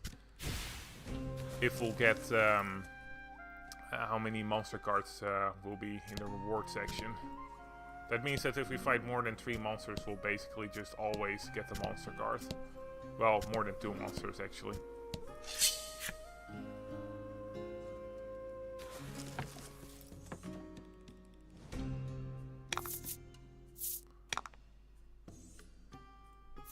Alrighty then, this might be a bit boring for anybody that will be watching this, but in the end, I got to do it. I need to be prepared for the boss, even though I don't want to be too over leveled, so I'll see what level I am, and you probably don't want to get over level 5 at least.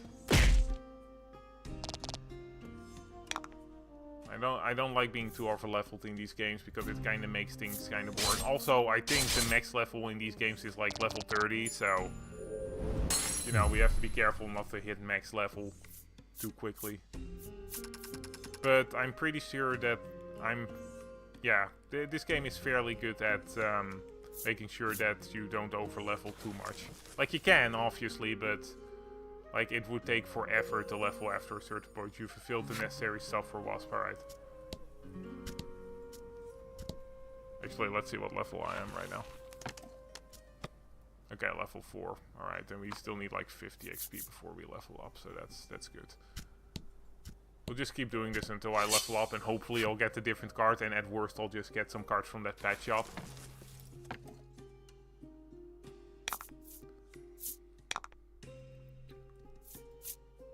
Gimme.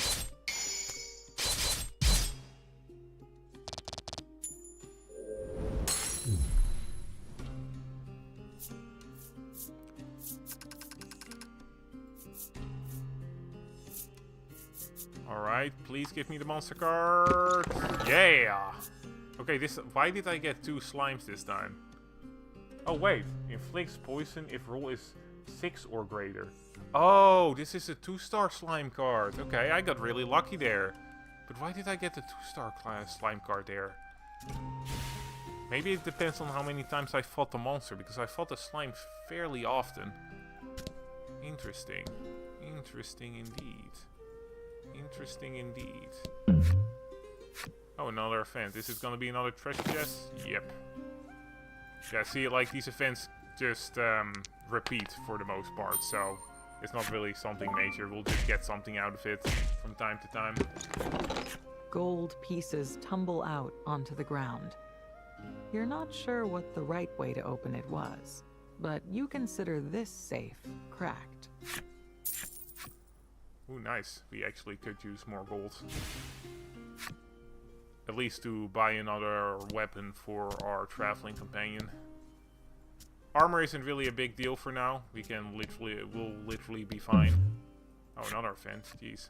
A bizarre rock appeared. It seems primed to Okay, explode. so we can either get some money or we'll take some damage. Let's hope it's money. Ooh, I don't know if that... Yeah, okay, it exploded. The bizarre rock transformed into an aqua rock. Ooh, I wonder if we can get a monster card from it. That would be pretty cool, wouldn't it? Oh, that would be cool. I really hope I get a monster card from it.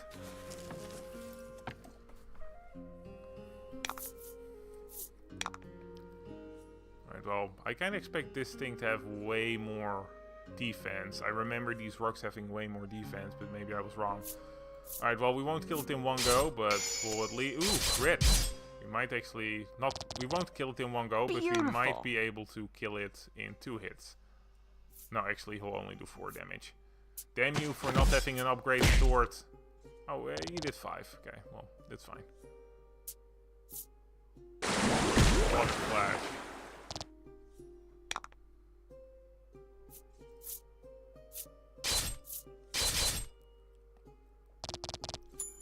Alright, let's see if we can get the card out of him. That would be pretty cool. Ooh, we did get a lot of XP there. Okay, acquire Dream Maiden, recovery skills and items used by self heal 5 extra HP. Okay, that's not bad. Abilities or skills that confer passive effects in battle. Yeah. Okay, I'm kind of sad that we are not getting any other skills. Okay. Come on, give me that skill. Ah, damn it. I kind of wanted this one. Inflict Freeze. Freeze is actually a really good effect. Freeze basically stops if a monster is affected by freeze, it basically stops them from acting for like 2 turns. And if you hit someone while they are frozen, it will actually do more damage. So that's actually really good. Like, that's actually really good. Open the menu, select setup, and then select, yeah. Yeah, I would want to get that passive. Alright, so I'm not gonna level myself up beyond 5, but I am gonna try to get at least 1 more monster card before we go. Oh, it's already set up. Nice. I hope we get a couple more passes, because I feel like this game wants you to have a lot of customization with your character. So instead of getting a bunch of skills, you getting a bunch of passives makes sense, because getting a bunch of passives for different ways of using your character would be useful. Also, I could use a healing skill. I'll be honest. I could really use a healing skill. Like right now we still have healing items, but I'd like to save them for a while. Oh, didn't get any treasure chests. I guess that makes sense. We've kept getting them, but it's only I think, something like a 50% chance or something. Otherwise, those cards in the shop wouldn't be, like that item in the shop that gives you more of a chance to get the treasure chest. Wouldn't make sense, would it? Alright, let's see if we defeat him, if we'll get another 2-star slime card.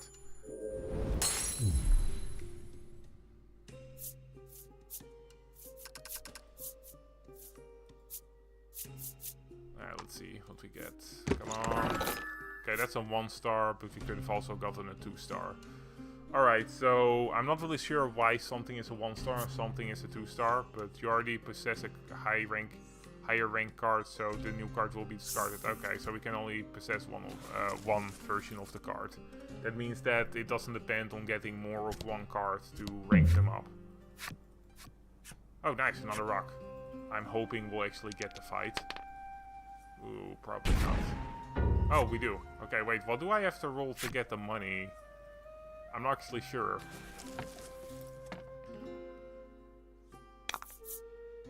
Battle time.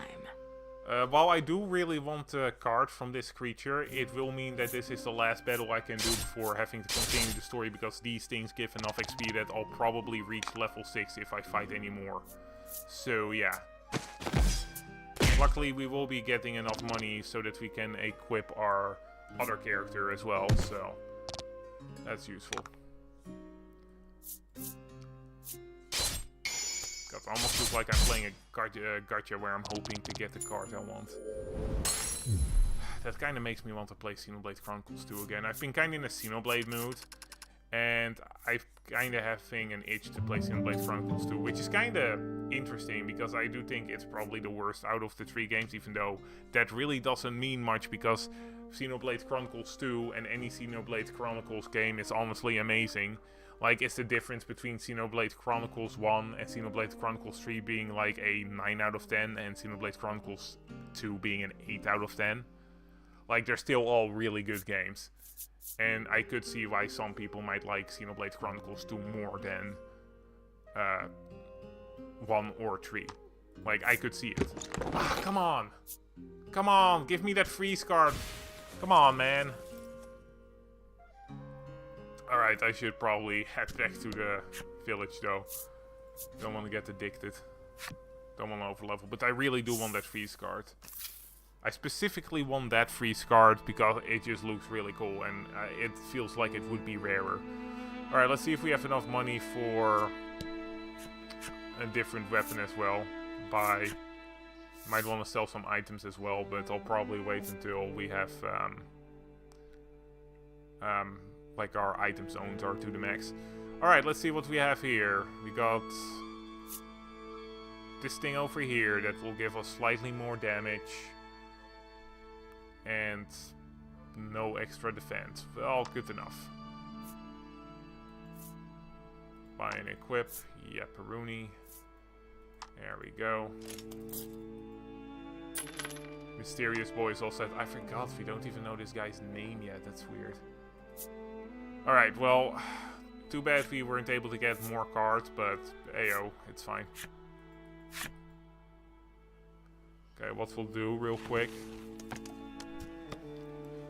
is see what kind of skills we have right now, and I think we only have the slime skill and the wolf skill.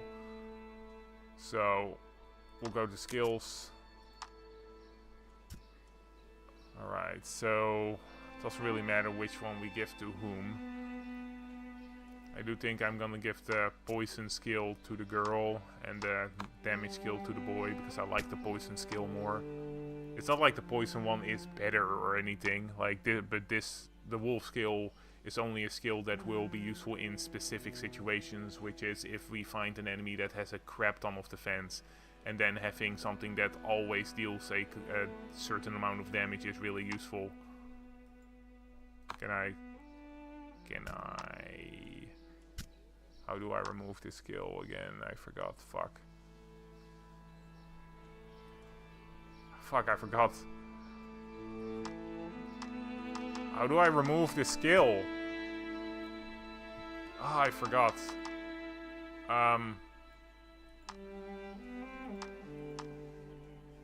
Like we can't switch cards though. Like normally what I do is that if I like start switching skills and stuff, I can just click on the card that I don't want and then click on the card I do want, and then they'll just switch. Does that mean we can't do that yet? Wow, that might be a pretty big oversight then. Maybe I'm just missing how to switch skills when you don't have a skill to switch it with, but that would be a pretty big oversight then. But whatever, it's fine. We just have to be more careful about where to place skills then. The gatekeep, having gotten official notice from the senators, allows you to pass. Alrighty then, let's do this.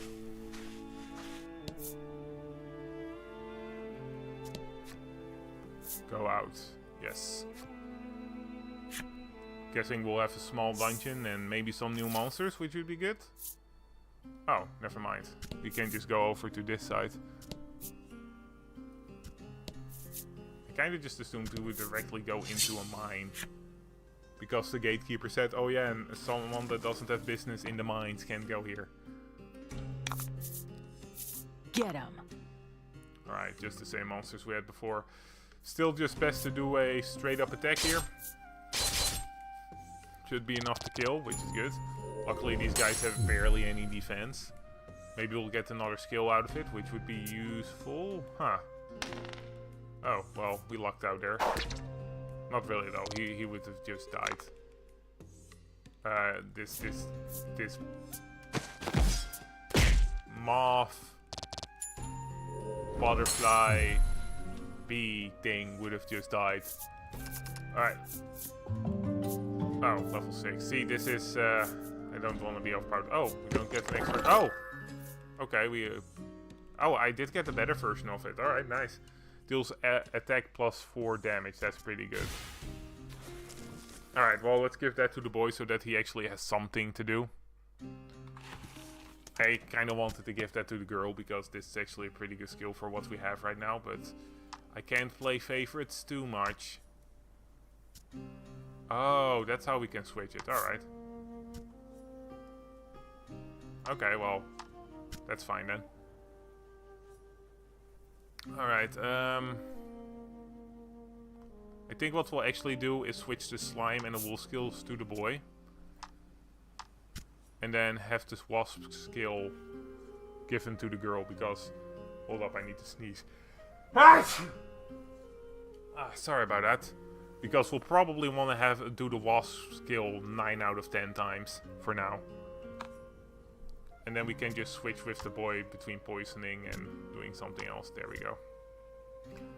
At some point we might actually want to designate certain characters for certain roles, like having the girl be the damager and the boy be the healer, for example, but or maybe the status ailmenter. But that's not necessary right now. We're still early enough in the game that we really don't have to.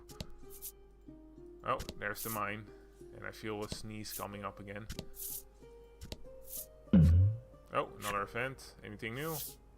Just a treasure chest, it's fine. Is this gonna be the time we are not gonna make it? Yes. I kinda cursed myself there. This isn't worth the effort. Pride wounded, you continue What? on your journey. We took 1 damage from hitting a chest? Damn. Guess our pride really got wounded. Ooh, 300 gold. Nice. I wonder if instead of super weapons in this game we'll get like super attacks, which are like boss monster attacks. That would be really cool. You arrived at the mine. A dungeon rife with danger awaits within. Well, we're all level 5, level 6 even, so we'll be fine. See, I'm already a bit over leveled here because I basically checked everything out. Alright, let's see what these dangers are. I suppose that you might be level 2 if you just went to the dungeon immediately. Which I could see, you know, maybe if you just wanted to get through this dungeon, but I like to take my time with these things. Not to the point where I'll do everything, Battle but time. in games like this where it's fairly short, I don't really see the problem with trying to do most things, at least. Okay, nothing happened. Interesting. Alright, we're gonna do a wasp stab, because that will give us 4 more damage than we usually would have. I don't actually think that's necessary. Yeah, no, we actually would kill them normally, but fuck it. I'm an extra boy. And we even got an achievement from it, so, you know. Like, we normally would do like 14 damage minimum, so we actually barely have enough damage to one-shot them. We are actually overpowered here. Well, let's see if we can get their ability. Gimme. Ah, we got the worst one. Restores 8 HP though. We got the healing card finally, which is definitely something we want to do. Alright. Just gonna quickly use that healing card. I might want to save as well. Real quick. First things first, we'll do skills and then we'll save. Okay, so what we're gonna do here... I don't want to just give that to the boy. I'm trying to think how I want to do this, because I was thinking that maybe I'll have all the damage dealing skills on the girl right now, and then have the support skills on the boy. But if, for example, we have a enemy that has a lot of defense, like maybe a boss, then it might be better to have one of the characters have the wolf, so that they can do 7 damage always, and then one of the characters have the wasp, so that they can have more damage, just so that they can also break through the fence. So yeah. Alright, so I think what I'm gonna do is give the poison thing to her, because I do like the poison one, and then we'll give the heal to the boy, so that, because we definitely are gonna want to have use the heal more than the poison, but we would want to do, and we want to use the attack more than we would want to use the jump. So, all right.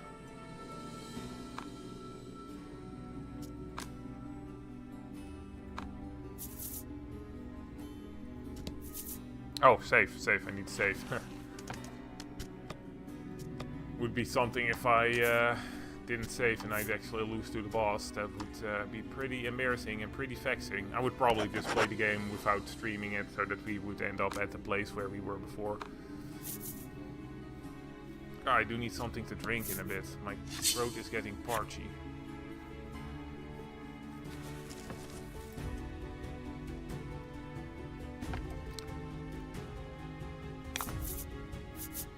Ooh, what the hell is this? What the hell is that? It's like a centaur or something? It's like a weird centaur but it's white and has a bow and arrow. That's fucking cool. This looks more like an end game monster than a early game monster, but I'll take it. That's really cool. It has 5 defense. We'll do 15 damage with this. Alright, well, I think what we'll actually do is... Okay, we can either play it safe and just kill this thing immediately and not have to worry about it.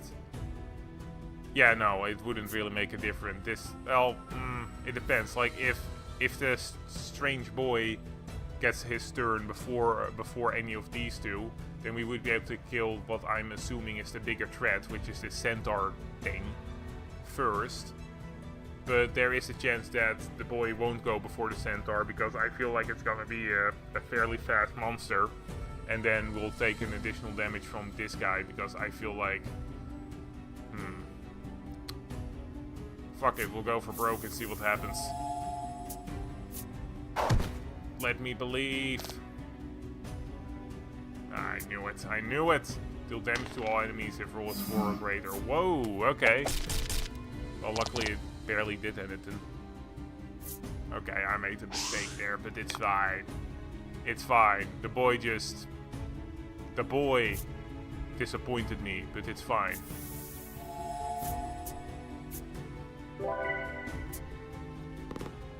I'm actually gonna... So I'm gonna kill this thing, and then use the next turn to duel everybody up a little bit. That's why I didn't kill it the next turn, because I don't think it really matters. Alright. Okay, then we can heal with the boy. I'm just gonna keep calling him the boy.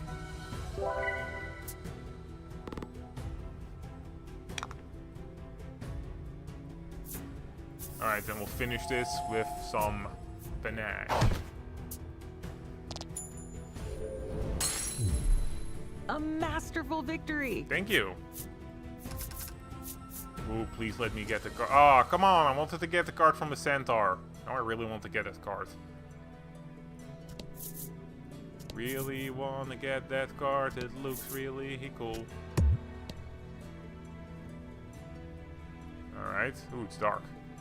Be careful.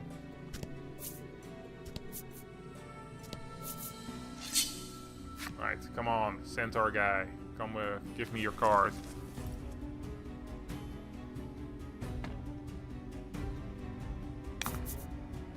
Get him. Oh, okay. Maybe the centaur was a slightly rarer monster.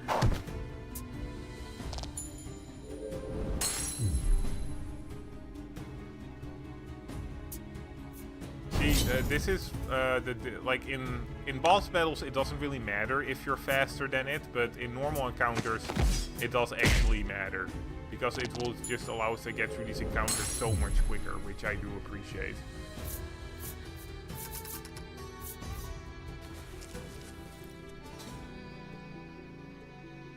I'm guessing we have to go in here. What's this, you ask? The boy tells you it's a minecart. Seeing the intrigue glimmer in your eyes, the boy says, walking is a pain, so we might as well get in. When you board the minecart, it will automatically move to the end of the line. Ooh, interesting. Board the minecart, yes. Okay, they're doing a lot more with like dungeons, it seems, than in the first two games, so good to know, good to see. It's actually kind of fun. Feels a bit more dungeony.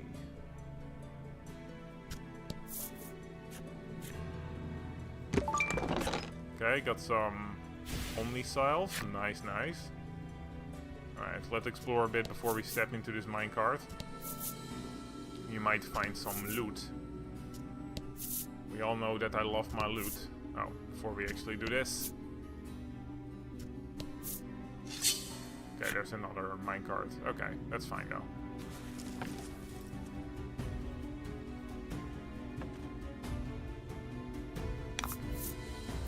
To battle. Ooh, we actually saw this guy in the shop. I think it gives us a attack buff, maybe? I'm not actually entirely sure. Die, you weird bunny thing with an axe. I'm guessing that you're the baby form of that one monster that killed Elle's mother. God, that name is gonna fuck me over so many times.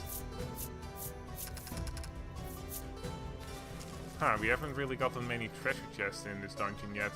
Maybe you can't get any in this dungeon. That would be unfortunate.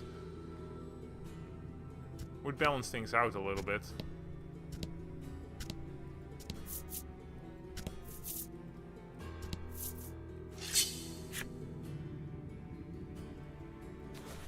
Or maybe I just got unlucky with the treasure chest, that's also possible. Alrighty then, we don't actually have to do any special attacks, I just kept doing it because I wanted to.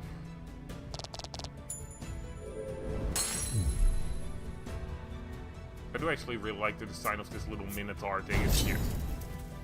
It's adorable. It's a little bit adorable, isn't it? I do think the designs of the monsters in this game are genuinely pretty good. Like, they're not as iconic as the ones from Dragon Quest, for example, but they have their own charm to them. To be fair, what's gonna be more iconic than the Dragon Quest monster designs? I do not think there is any. Also, I just realized we were basically beating up orc children. They were probably just playing with their pet bees or whatever the hell the other monsters are here, and we just start like walking towards them and beating the crap out of them, like some sort of crazed person.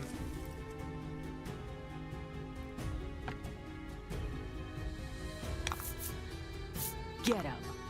I just realized, but this L actually has an ability that allows healing to be better, right? So if we were smart with how we would use our abilities, I would actually have the healing ability on L, but screw it. The game doesn't tell me how to what to do. Alright, so this thing has 8 defense. We have 16 attack, so that would be in total would be 8 attack, but if we do this wasp, then we should kill it.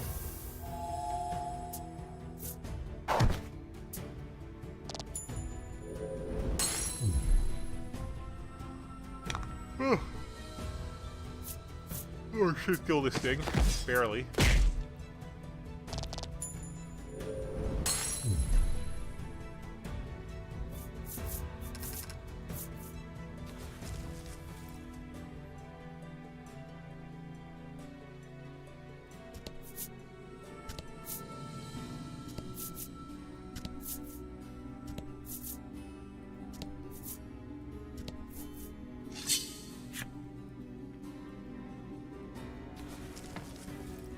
Also, I'm glad that this isn't so hot today. Like, I was genuinely a bit worried about that. But I've been lucky after that one hot day, it really wasn't that bad anymore. Alright, kill it. Let's hope that boy is also fast. Oh, what the fuck? How the hell dare you survive with 1 HP? Well, now you can see that this isn't just a straight, oh, you have 16 attack, they have 4 defense, you'll always do 12 damage. I'm guessing that's some sort of skill or something where, like, you'll basically do in between a certain amount of damage and it's randomly selected. I expected nothing less. I personally don't think something like that's necessary with a battle system like this, but heyo. Recovers 4 HP after combat ends. Okay, that's pretty good. That's pretty good. Not as good as getting 4 HP every turn, but still. Ooh. I still... oh, sorry. Still want to explore this floor, so we're not gonna go down, but yeah. I'm guessing... Really wish I could fast travel a bit more, but... The dark. Yeah, so... I'm guessing that one of those train cards we saw before will just go immediately to the stairs down.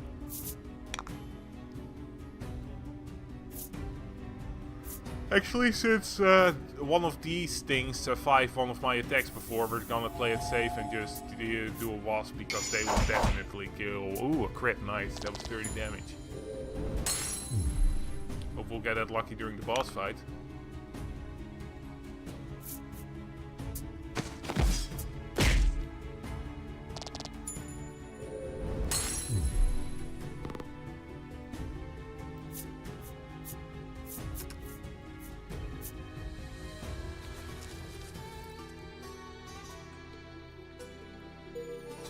You fulfilled the necessary requirements for Furball and Lesser Troll. Alright.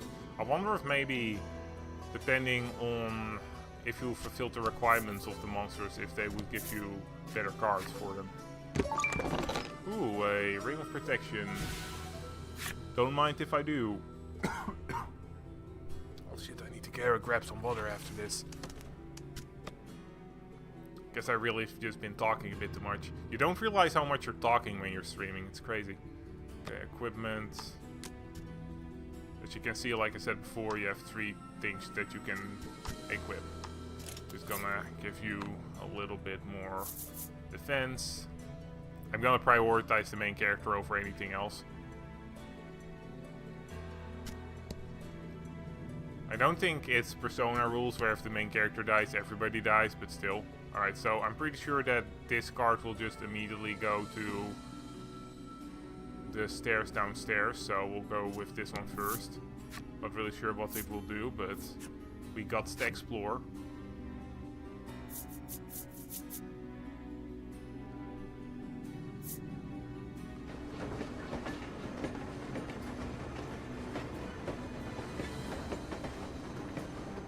Oh, I'm guessing we've just been taken all the way back.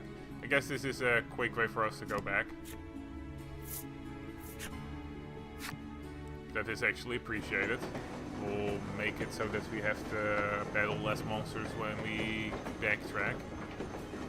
I guess we could have also got an escape rope or something like that, but hey, it's fine.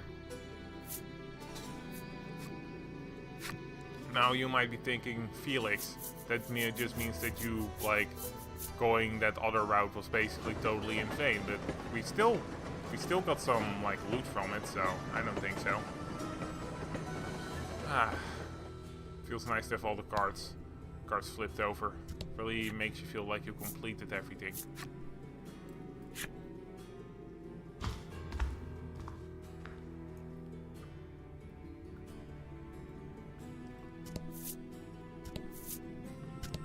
I wonder if on Steam you have like a combined version of all these 3 games. I'm not sure if it's just that you can buy all 3 games for a cheaper price, or if it's actually just one game with all 3 games on it. If it's one game with all 3 games on it, I'm curious to see if something happens if you complete all 3 games. It would kind of suck if I couldn't see that, if that's actually the case, just because I bought all the 3 games separately. But I suppose I shouldn't be bitching about tiny stuff. Can always look it up on YouTube or something.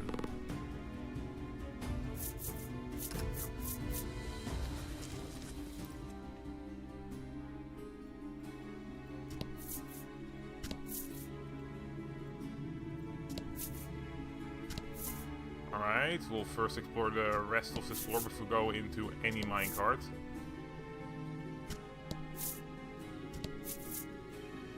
I do want all the loot on this floor if I can.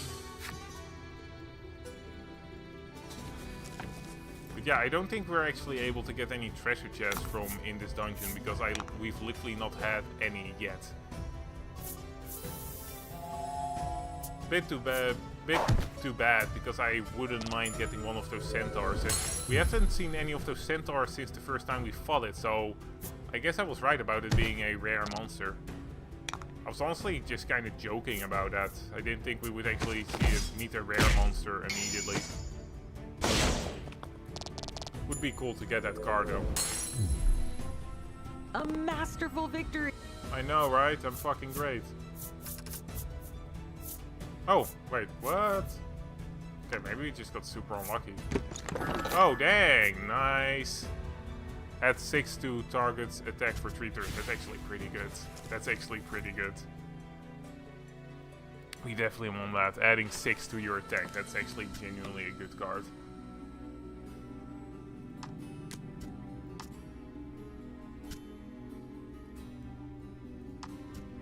There we go.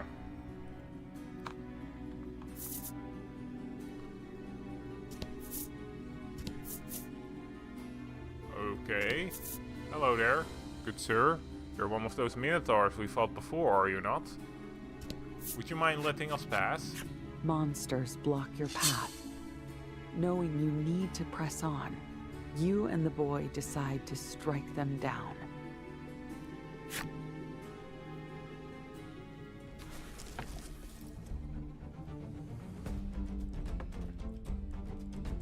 Right, I'm guessing this is the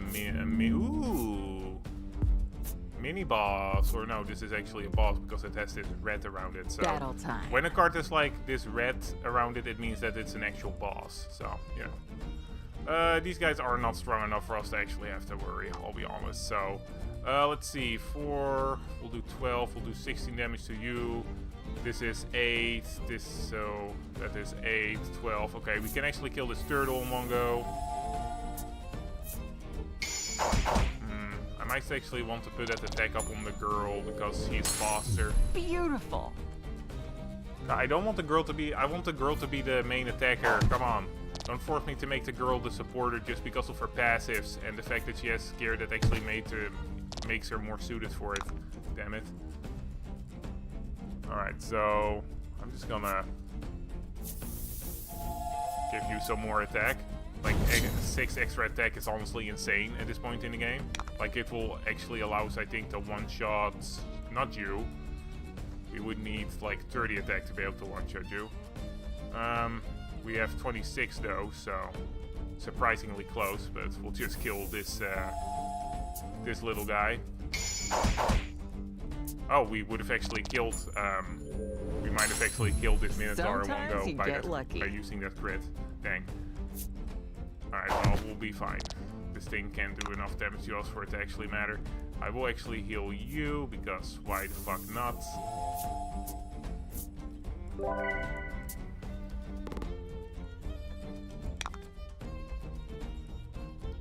Alright, let's see. Can we get another crit? Will you make me proud, little bee thing? Well, you did kill it in one go, so wow. No crit, but still made me proud, damn. Ooh, let me... Ooh, yes, okay, give me... Please give me that Centaur card. That would be so cool. Come on! Yeah!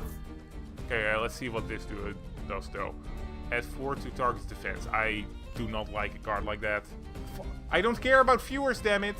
Ah! God. Damn, I hate those fucking chatbots. They're so annoying. But yeah, damn. Deal attack +4 light damage. Nice. Elemental types will get you extra damages at times. So, if we're lucky, the next boss is weak to light damage. Oh, what's this? A large lever protrudes from a fixture in the ground. What might it control, you wonder? Sure. Let's hope that this doesn't make the tunnel collapse on top of us. Ooh. You heave the lever over to the other side. You hear rails squeaking somewhere off in the distance. I'm guessing we had to as they slide into place. Shift this lever to move past a certain point. Ooh, hello. Ooh, I hope that doesn't mean that we won't see a certain part of the map. Okay, this might be stupid, but will you move the lever? Yes, I really quickly want to see if it actually changes anything there. Okay, yeah. I do want to see the map that the part of the map that we will be led to by not moving the lever first. So.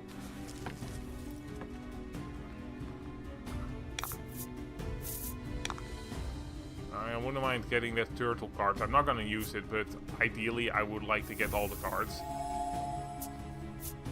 just as for completionist sake, you know.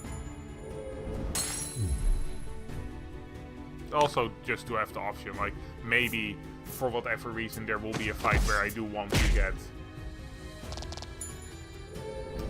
extra defense for whatever reason. I doubt there is. Like, I genuinely prefer offense over defense. Oh, well, there we go. Got the turtle card. I shall wish and I shall receive.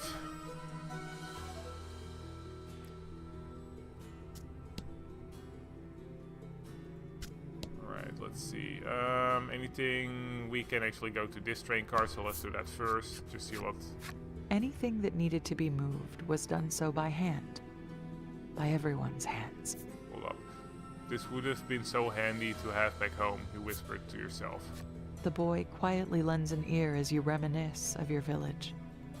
It sounds like you were all one big family, he comments. You nod, a little teary-eyed. That's why I have to avenge them. You realize that you've been the only one talking, and ask the boy to tell you about his own past.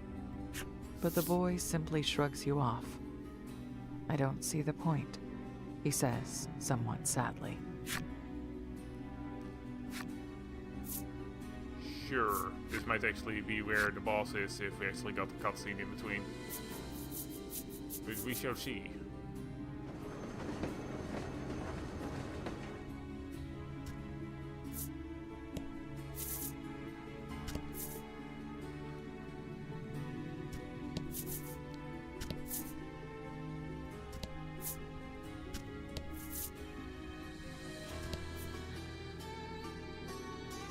I do not want to fight the boss just yet though, so if the boss is here we'll have to backtrack so that we can explore the rest of all of this. We might get a good weapon.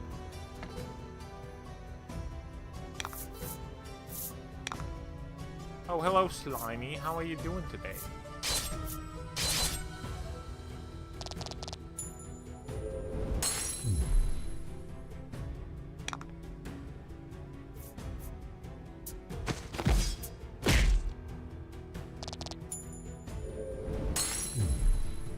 Masterful victory. Thank you, thank you.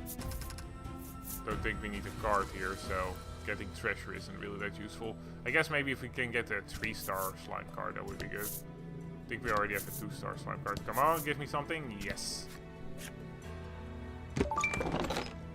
Oh, that's attack for 3 turns. That's I will take. Even though it's not as powerful as the ability we have, it's a free one, so, you know, not bad. Okay, and now we have... Oh! Guess we just went all around. Huh. That's fun enough.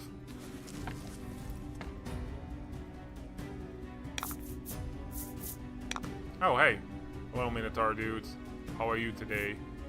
I'm gonna finish you in one hit. If I'm lucky. Yeah. Sorry, Minotaur dude, but you are no match for me.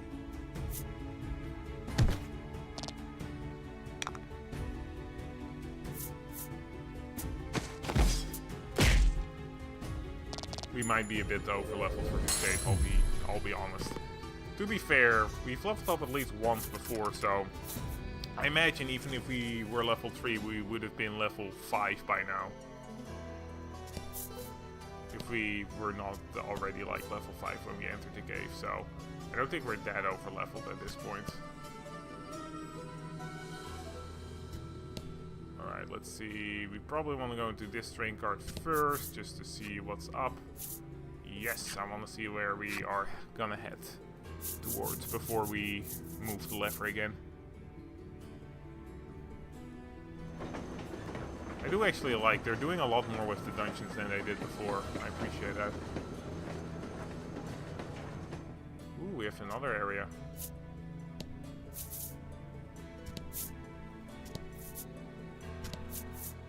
Okay, nothing over here. I had kind of for a treasure chest.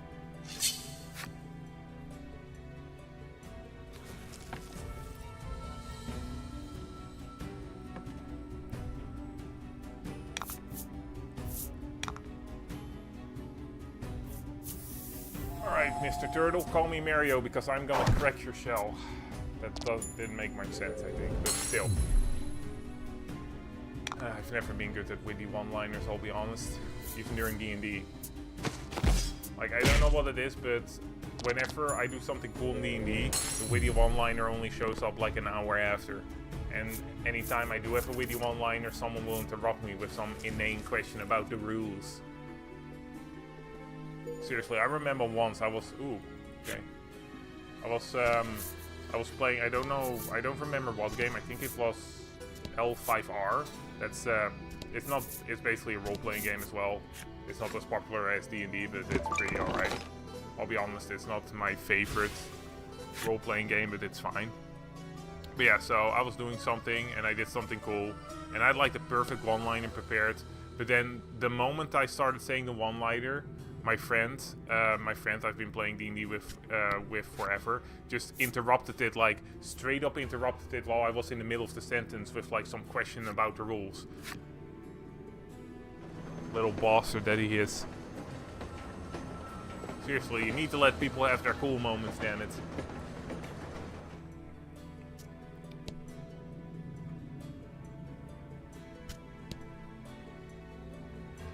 Alright, well, let's do this lever.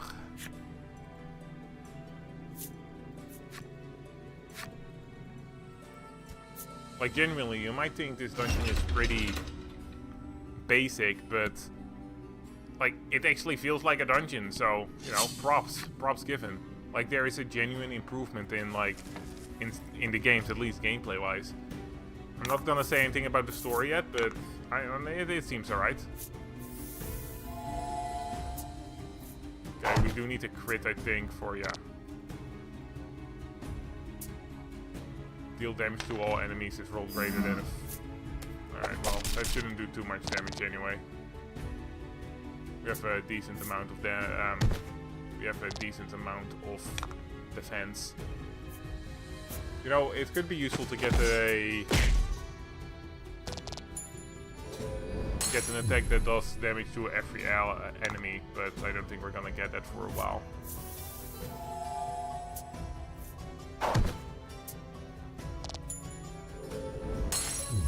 Alright, so this dude should heal, so yeah, we're fine. Give me treasure chest? No. Okay. I guess we couldn't have gotten any of the cards anyway. I should probably actually start equipping some of the cards that I got in this cave, because otherwise I'll forget for the boss fight. And I should probably save too, but we'll do that right before the train card, because I feel like we're probably getting pretty close to the train card bit. Skills, there we go. Alright, so I am gonna give you that. And yeah, we'll keep it at that. I don't need the defense up. There we go. I'm not sure if we're actually gonna have to use that Minotaur card. I should probably actually learn that thing's actual name.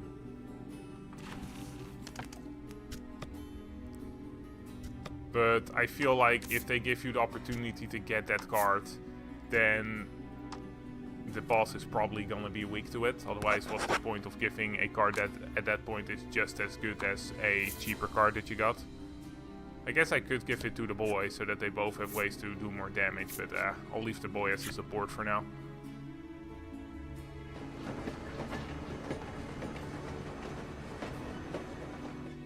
See, this is screaming boss battle, right?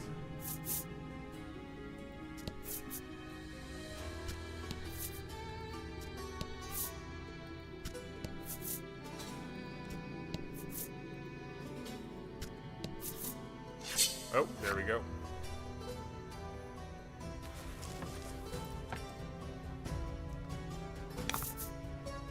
To battle. To battle. Alright, let's see how this one looks. I'm curious. I just want to see the animation, basically. Ah, that looks pretty cool. I do really like the monsters assigned there. It just looks really cool. It seems more of an endgame monster to me. Some of your attacks are, yeah, basically they're explaining elemental affinities. Some monsters are weak to some monsters are weak to, like, are strong to others. It's basically that you'll do a bit of extra damage if you get the elemental affinity right. To my knowledge, there isn't really any reasonable way for you to guess what elemental affinity a monster has. Ooh, we got the better. Oh fuck, we could have gotten the tree. Dang. Well, still, it's a better one, so I'm not gonna complain. Well, I am gonna complain a little. I complained a little, but it's fine. But yeah, so there's no reasonable way to figure out what affinity the monster has from what I'm seeing. So from what I remember, so just like try things out and hope you'll get it. Monster cards are ranked up to 5 stars. Okay, they're explaining the monster ranks. I'm actually glad because I had no idea what would how that worked. Depending on the type of monster, you may be limited to owning just one card. Cards will be destroyed when you obtain one of the same or higher rank. Monster strength varies from region to region. As you progress through the story and move to new areas, you'll be able to get higher ranked cards. Okay, so it basically just depends on what area you're in. It basically just gets cards to skill towards like the area you're in. That's kind of smart.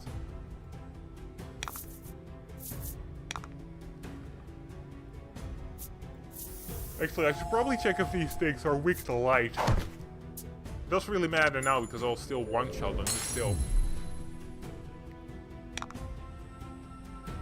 Would actually be a nice touch if, for example, if you attack a monster's weakness, that there's a higher chance of them just, like, giving you a card, basically. But I feel like that would be a bit too much of a pain for people to actually implement. Like, it wouldn't really be worth it, I think, at that point. A masterful victory!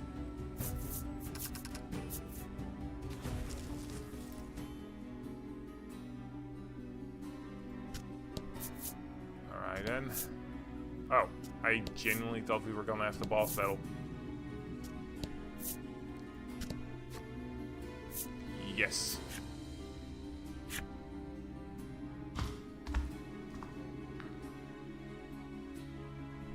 Okay, this is still kind of boss battle feeling, so I'm pretty sure I was mostly right. It's just that the boss battle has a separate floor for itself.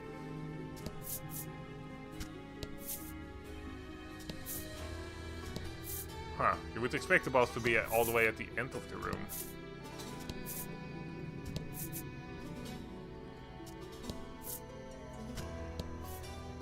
Alright.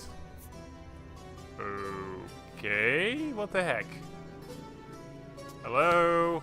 Anybody here? What the heck? Am I supposed to do something, or... Guess we're just leaving?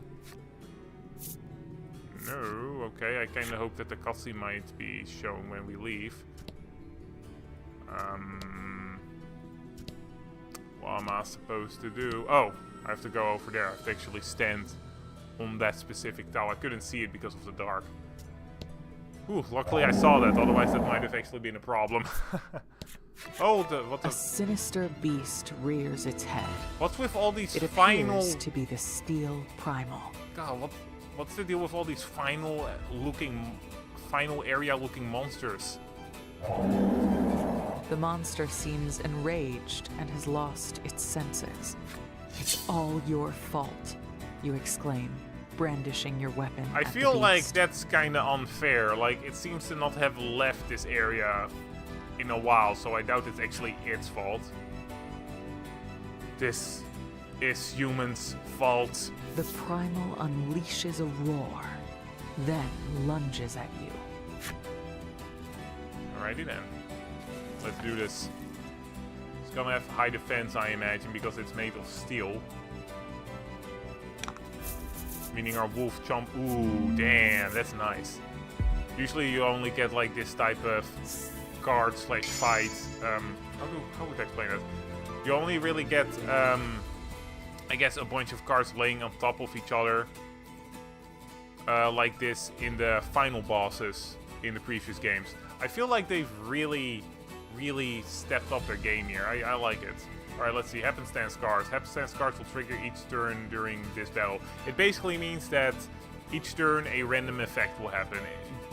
In the previous games it really wasn't a big deal, so I'm imagining it won't be here. it's usually not a big deal because it basically affects all characters, right? So, you know, like having this attack up, for example, it doesn't really change anything except that the battle will go slightly quicker. I don't like one of the happenstances that is a defense up for everybody because it basically just makes everything a slog. Happenstance can sometimes occur during battle, yeah. But it spices things up a little, so it'd be fine. Alright, so let's see how we want to play this. I do want my attack up first, methinks, so let's first just inflict some poison, hopefully. Come on, roll ahead and fight, baby. Yeah. Really doesn't do much, but this thing has 80 HP, so... Cards afflicted with poison take 1 to 6 points of damage at fixed intervals. Yeah, there's also a version of this effect, which is like, I don't know what it was called, but it's basically a worse version of poison, and it actually makes you roll 2 d6 die. And trust me, that shit is rough. Like we might get 100 HP at some point, but it's not a done deal basically. All right, we're gonna up your attack a little bit. Okay, let's see what this giant can do. Add value of roll to attack. Okay, well, it's 19, so that's actually quite a bit. We probably want to heal a little bit with our boy. My god, that's actually a decent amount of damage here. Adds 5 to all allies recovery rate. That's actually not bad. Okay, so we'll do a normal attack with you. And then what we'll do is use a self with the boy. Okay, we did 22 attack. Nice. So what we'll do... We could do a heal, I guess, but no, we're just gonna use a self, but we're gonna use... No, not... let's see, where is it? We're gonna use Omni Self because the girl, Ollie, is also a little bit hurt, so, you know, nice. This way we don't have to worry about dying. Deal damage equal to the value of 3 roll dice, all enemies. Damn, that's rough. That is rough. That attack down is rough though. Like that attack down is rough. Fuck. Think fuck we're getting attack ups, but damn, that is rough. It's actually a surprisingly decently tough boss fight from what I'm seeing. Like, it's not like I'm struggling yet, but damn, that's like... Okay, he's not weak to this, so... Not a card that's worth using right now. Good to know. Okay, we'll prioritize healing you because you're our attacker, and you also have the least amount of HP. We should be able to finish this in 2 or 3 turns though, so it should be fine. Dice roll by all allies and enemies all land on once. That's kind of terrible for me. Okay, I guess we'll, I guess this would be our best bet then, because we don't have any dice rolls with this attack. God, I only have 12 fucking damage there. That did so little. Okay, we'll just heal real quick. Okay, well, it's a good sign that I actually have to use my items before the end boss in this game. I'm actually getting really excited about the gameplay in Beast of Burden, which I didn't have in the other 2 games, so I'm actually quite excited. Get ready to defend against that attack. Okay. I guess when character defend, yeah. Certain enemies will take actions to prepare for powerful attacks. Use defense wisely for... Okay, well. So, I know the game told me to defend, but what if I were to stab?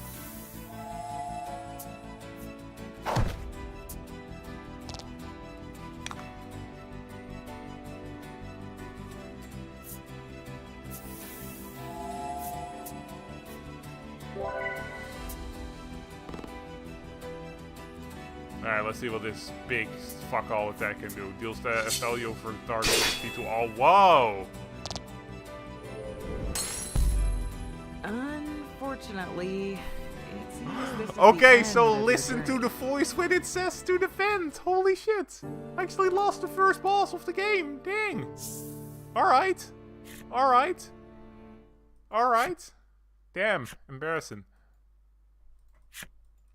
Well, luckily we stay fairly close to the boss, so we can just go back.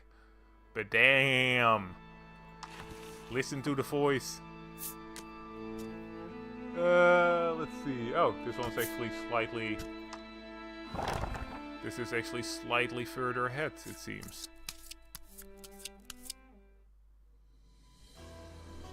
Alright, good. We actually don't have to go like that far away. I really don't care about Get him. Okay, well, I guess we're just doing this real quick. Didn't know you actually could get a encounter with this boss before this boss, but I guess it makes sense. It worked the same way in all the other games, so. Alright.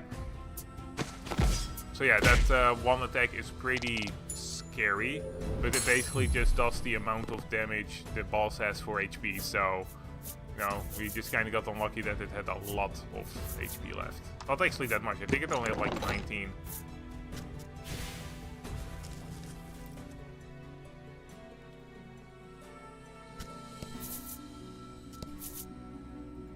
I'll just save right before the boss, by the way, just in case.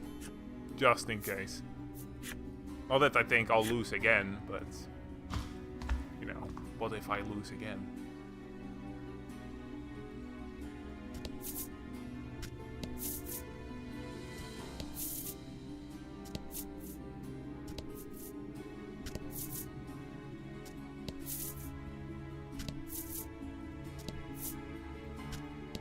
Right, after I'm done getting every card of this map flipped. Alright. Huh. It's not glowing. That's weird. I guess maybe that's the reason why I didn't see it before, because it just wasn't glowing.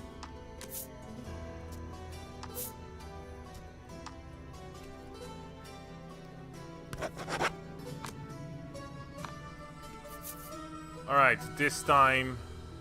Actually, do we want to change some of the skills we have? I don't think so. Let's see, skills. Let's see. We got defense, but that's really not necessary. Got a poison, but honestly not that necessary.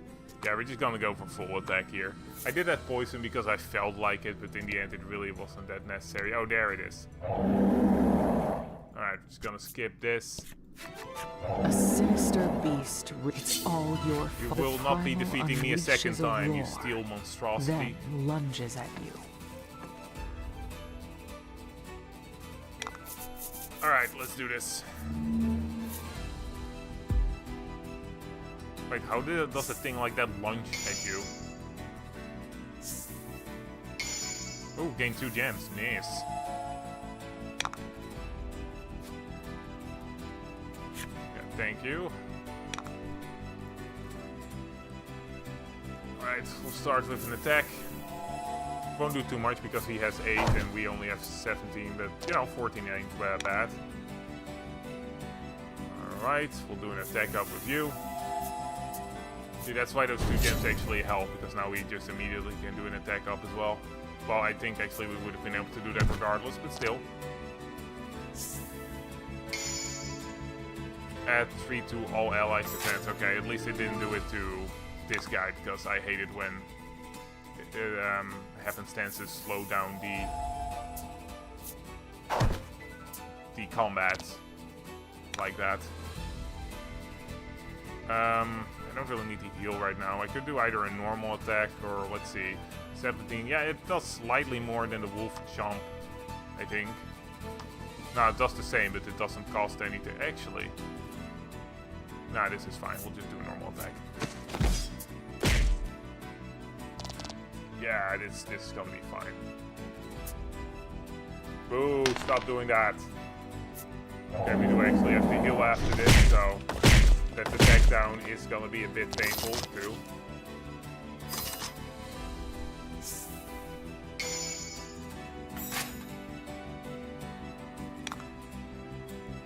Alright, so what we'll do is do an attack with you, with Al, and then heal with the boy. We'll heal with the boy. Not gonna play dangerous by attacking with the boy, even though it would make it so that next turn we would just win. But, you know, let's play it safe for now. Making sure that we don't die horrifically.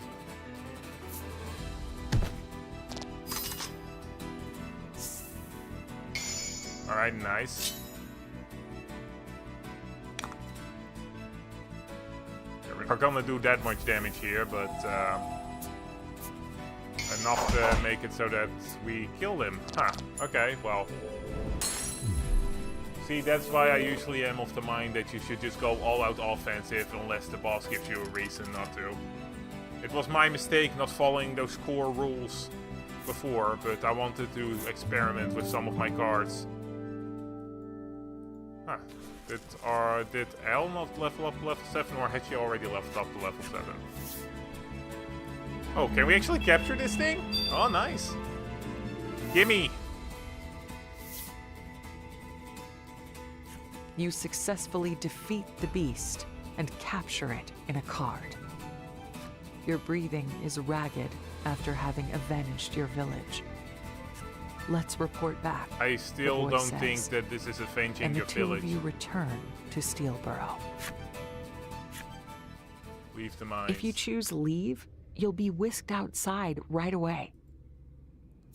Yeah, so, like, I'm gonna choose leave, but yeah, if you want to, like, explore the mine a little bit more, then don't. But do know that, like, they're not gonna give you another option to just leave after you're done. So unless you have an item for it, just, you know, and you want to decide to leave, leave then the just mines immediately behind leave. right away.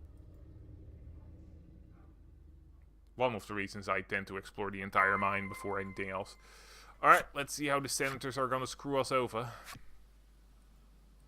Thank you. Like, let's be honest, the senators are gonna screw us over. It's what senators do in JRPGs. It's just the way things are. Also, they look kinda evil, so, you know. Alright. Are we getting a hero's welcome?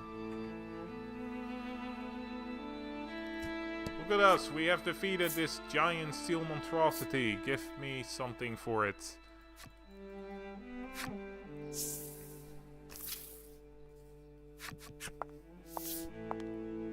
The senators await your return at Steel Hall. When you tell them you have defeated the Primal, they demand you give them the card. Yeah, how about no? Why? You ask, not liking their tone. We're declaring war on the neighboring town, they tell you. The Primal's power will ensure our victory. How do you respond? By telling them to just shut the fuck up, don't give the card. Fighting beasts is hard enough. And now they want to fight other humans? I'm keeping the card, you say decisively. One of the men then turns to the boy and shouts, "Get that card." As ordered, the boy pushes you and takes the Steel Primal's card.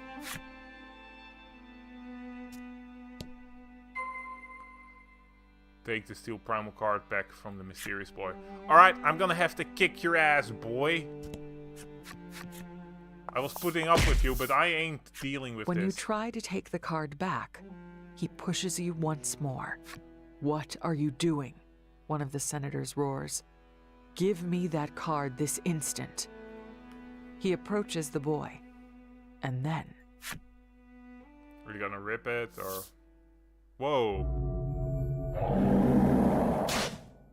Oh shit, did you just kill the Senate? The senators, taken aback, demand to know what the boy is doing. "Getting revenge," he answers with a twisted grin. "Did you forget who took you in, you fool?" one senator demands fiercely. The boy spits and glares at the men. I haven't forgotten. You took me in and treated me like an animal. So he's getting revenge for the horrible things the senators have done to him. I'm a human being, he shouts, before killing every last one of them.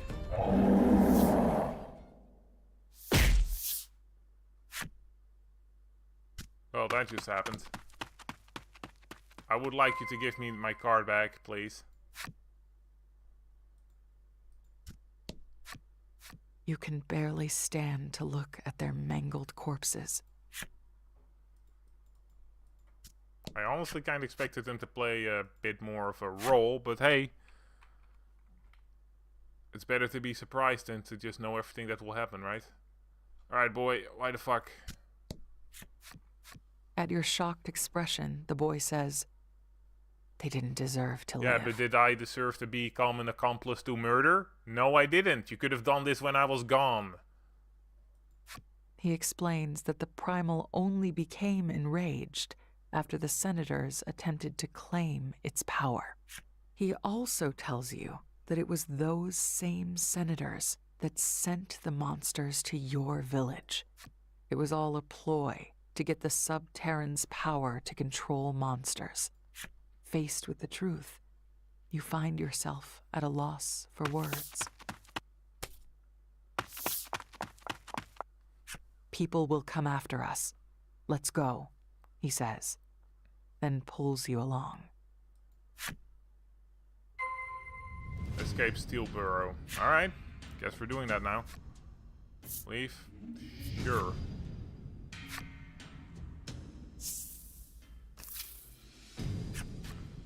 We'll take a sand skiff and flee, he tells you. He claims there are plenty of them in Steelborough. You're fulfilled in necessary requirements in Unlock Center's flip side story. Alright. Hello. This is hardly the time to be dilly-dallying. You need to get out of here. Fine. And fast. Fine. Hello. Fine. I'll go. Jeez. Alright, let's see if we can get one of these sand skiffs. Let's pick the middle one. Just as the boy said, there are several sand skiffs at the entrance. I feel like that boy near here, the one that would be standing here if the card wasn't in front of it, I feel like that one is gonna have some more importance in the story because his design is a bit too unique. Actually, did he have a gold border? He didn't, so it might not be the case. Now that I think Let's about it. take one. Hurry, he says, running toward the boats. You Yeah, no, he scramble doesn't have after a him. gold border. Never mind. Alright, let's get the fuck out of here. We'll be taking our leave. Before you can board the boat, you stumble. Ow. What are you doing? The boy demands. Though his tone is harsh, he helps you up. Just then, guards from the city catch up to you and attack. Yeah, I know. God, it would probably be horrible fighting in the sand. You barely could keep your footing. Battle time. Like unstable footing. The core. Oh, okay. Let's finally see if this light card actually will do something. Their armor is black, so maybe. Oh, damn it. Alright, we'll just finish one of them off because it's better to get rid of one of them than to do any buffing.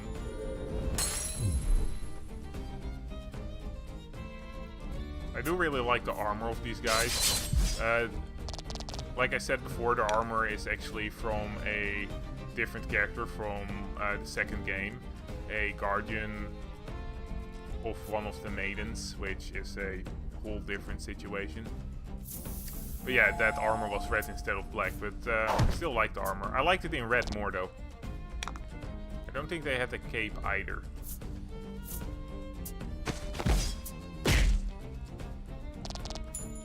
Alright, well that was surprisingly easy. Alright, let's get the hell out of here. Okay, yeah, she was already level 7. Good to know.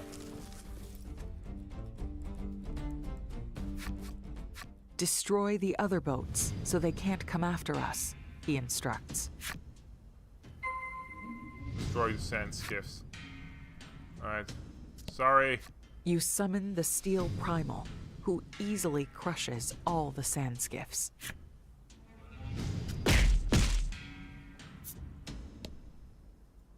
Sorry. I know this is property of someone They else are and I'm probably squashed ruining flat. their day. Alright, sorry. This is the only vessel that can still move. Let's go. You and the boy board the boat, then make your way out of town.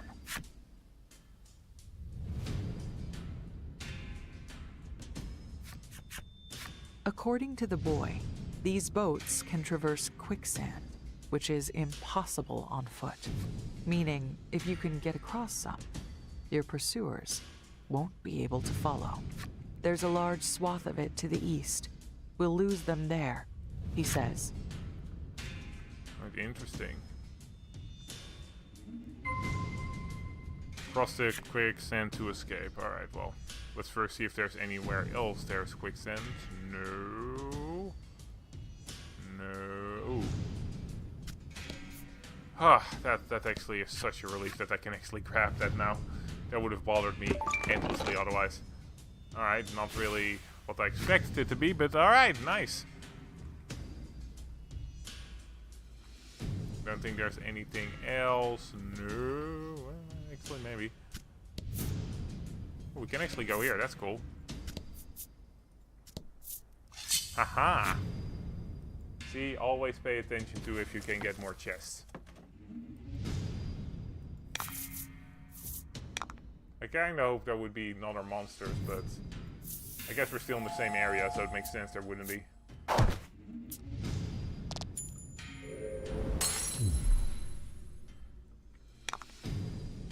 I do kind of like that with this tense chase music. I'm just kind of chilling, just getting the final, like exploring the map a little bit.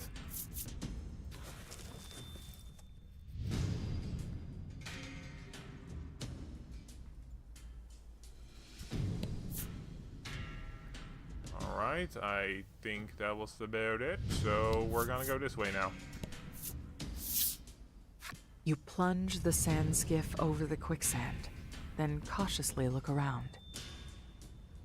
I'm guessing the quicksand will be taking the place of water in this game. It seems you've managed to shake your pursuers. God, I wouldn't want to live in a world where the sun always shines. Sounds awful. The boy returns the steel primal card to you. I'm sorry for using it, he says. I feel like you should be more sorry for making me,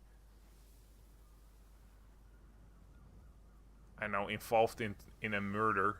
You take the card back from him. What do we do now? You whisper. Your next objective is? You've both gotten your revenge. Neither of you had any plans beyond that. He turns to you and asks, "Isn't there anything you want to do?" "How about you?" you question back. The boy gives a somewhat sad laugh. I haven't really thought about it. I've been busy just trying to stay alive. You place your hand to your chest and wonder what you want to do. What do you want to do? Get revenge? See the stars? I guess. See the stars? I don't know. That seems You suddenly remember the That dream seems you better confessed than to your just getting plush revenge. animal. like, I feel like while these choices don't matter, like seeing the stars is a better choice than just getting revenge on what, like just killing every monster in the world. That seems unreasonable. I want to see the stars, you say. It's been your dream since you were young. Technically the sun is also a star, so technically if you look directly into the sun, you'll see a star, so, you know, congrats. The boy nods. I'll show you the most beautiful stars in the world, he says, then extends a hand to you. You take it. Find a starry sky in a world without night. Kinda like that objective. I look forward to our adventures. You both realize you haven't introduced yourselves yet, and share a laugh. Legol, he says. where your journey to avenge your village ends, a new one with Legol begins. I'll be honest, didn't expect the revenge to have been done that quickly. Alright, well, I'm guessing that's the end of chapter 1.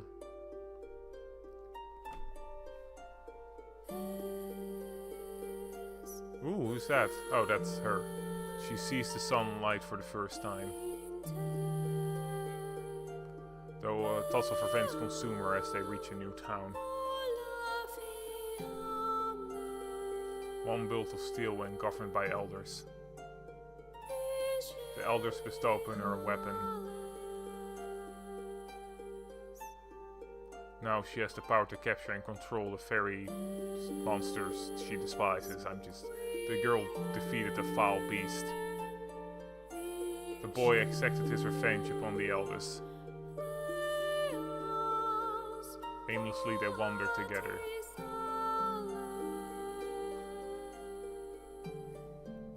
Vowing to one day see the stars. Chapter 2. Beginnings.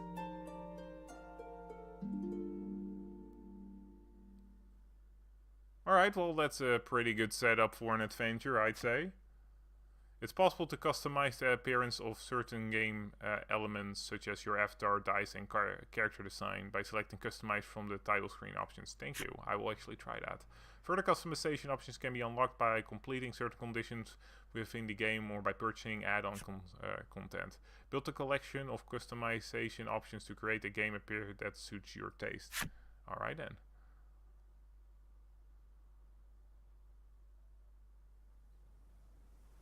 Several days after you escape Steelborough,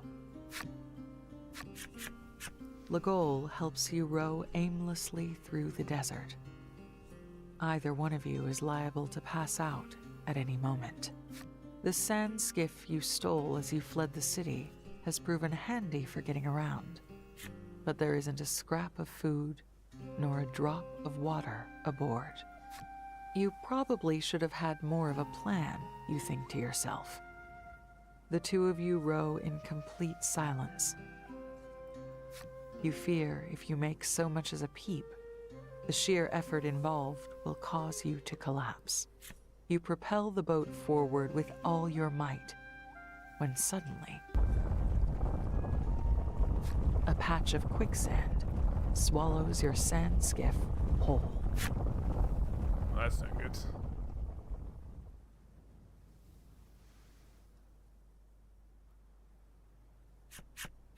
Where are we? You look around, trying to figure out where the quicksand has spit you out. At the very least, your tight grip on the boat has prevented you from getting separated from Legol. But in a desert this vast and empty, there's no telling how far the quicksand might have taken you. We better find some water, Legol grumbles, shaking sand out of every possible crevice. His comment snaps you out of your bewilderment. You nod at him and begin searching your surroundings for potable water. Unfortunately, your legs are less cooperative. They may as well be made of lead. Look for water. Alright. The jump ability has been disabled. Unfortunate. Okay, so this is the place we were just before. I guess we're not able to see the other side because there's a mountain in between. But yeah, so I'm gonna call it here for today. I had a lot of fun with this. I'm actually really looking forward to seeing where the story goes. I'm a little bit sad that this is the last Voice of Cards game I get to play, but you know, still a lot of fun. Alright, well, I'm heading out.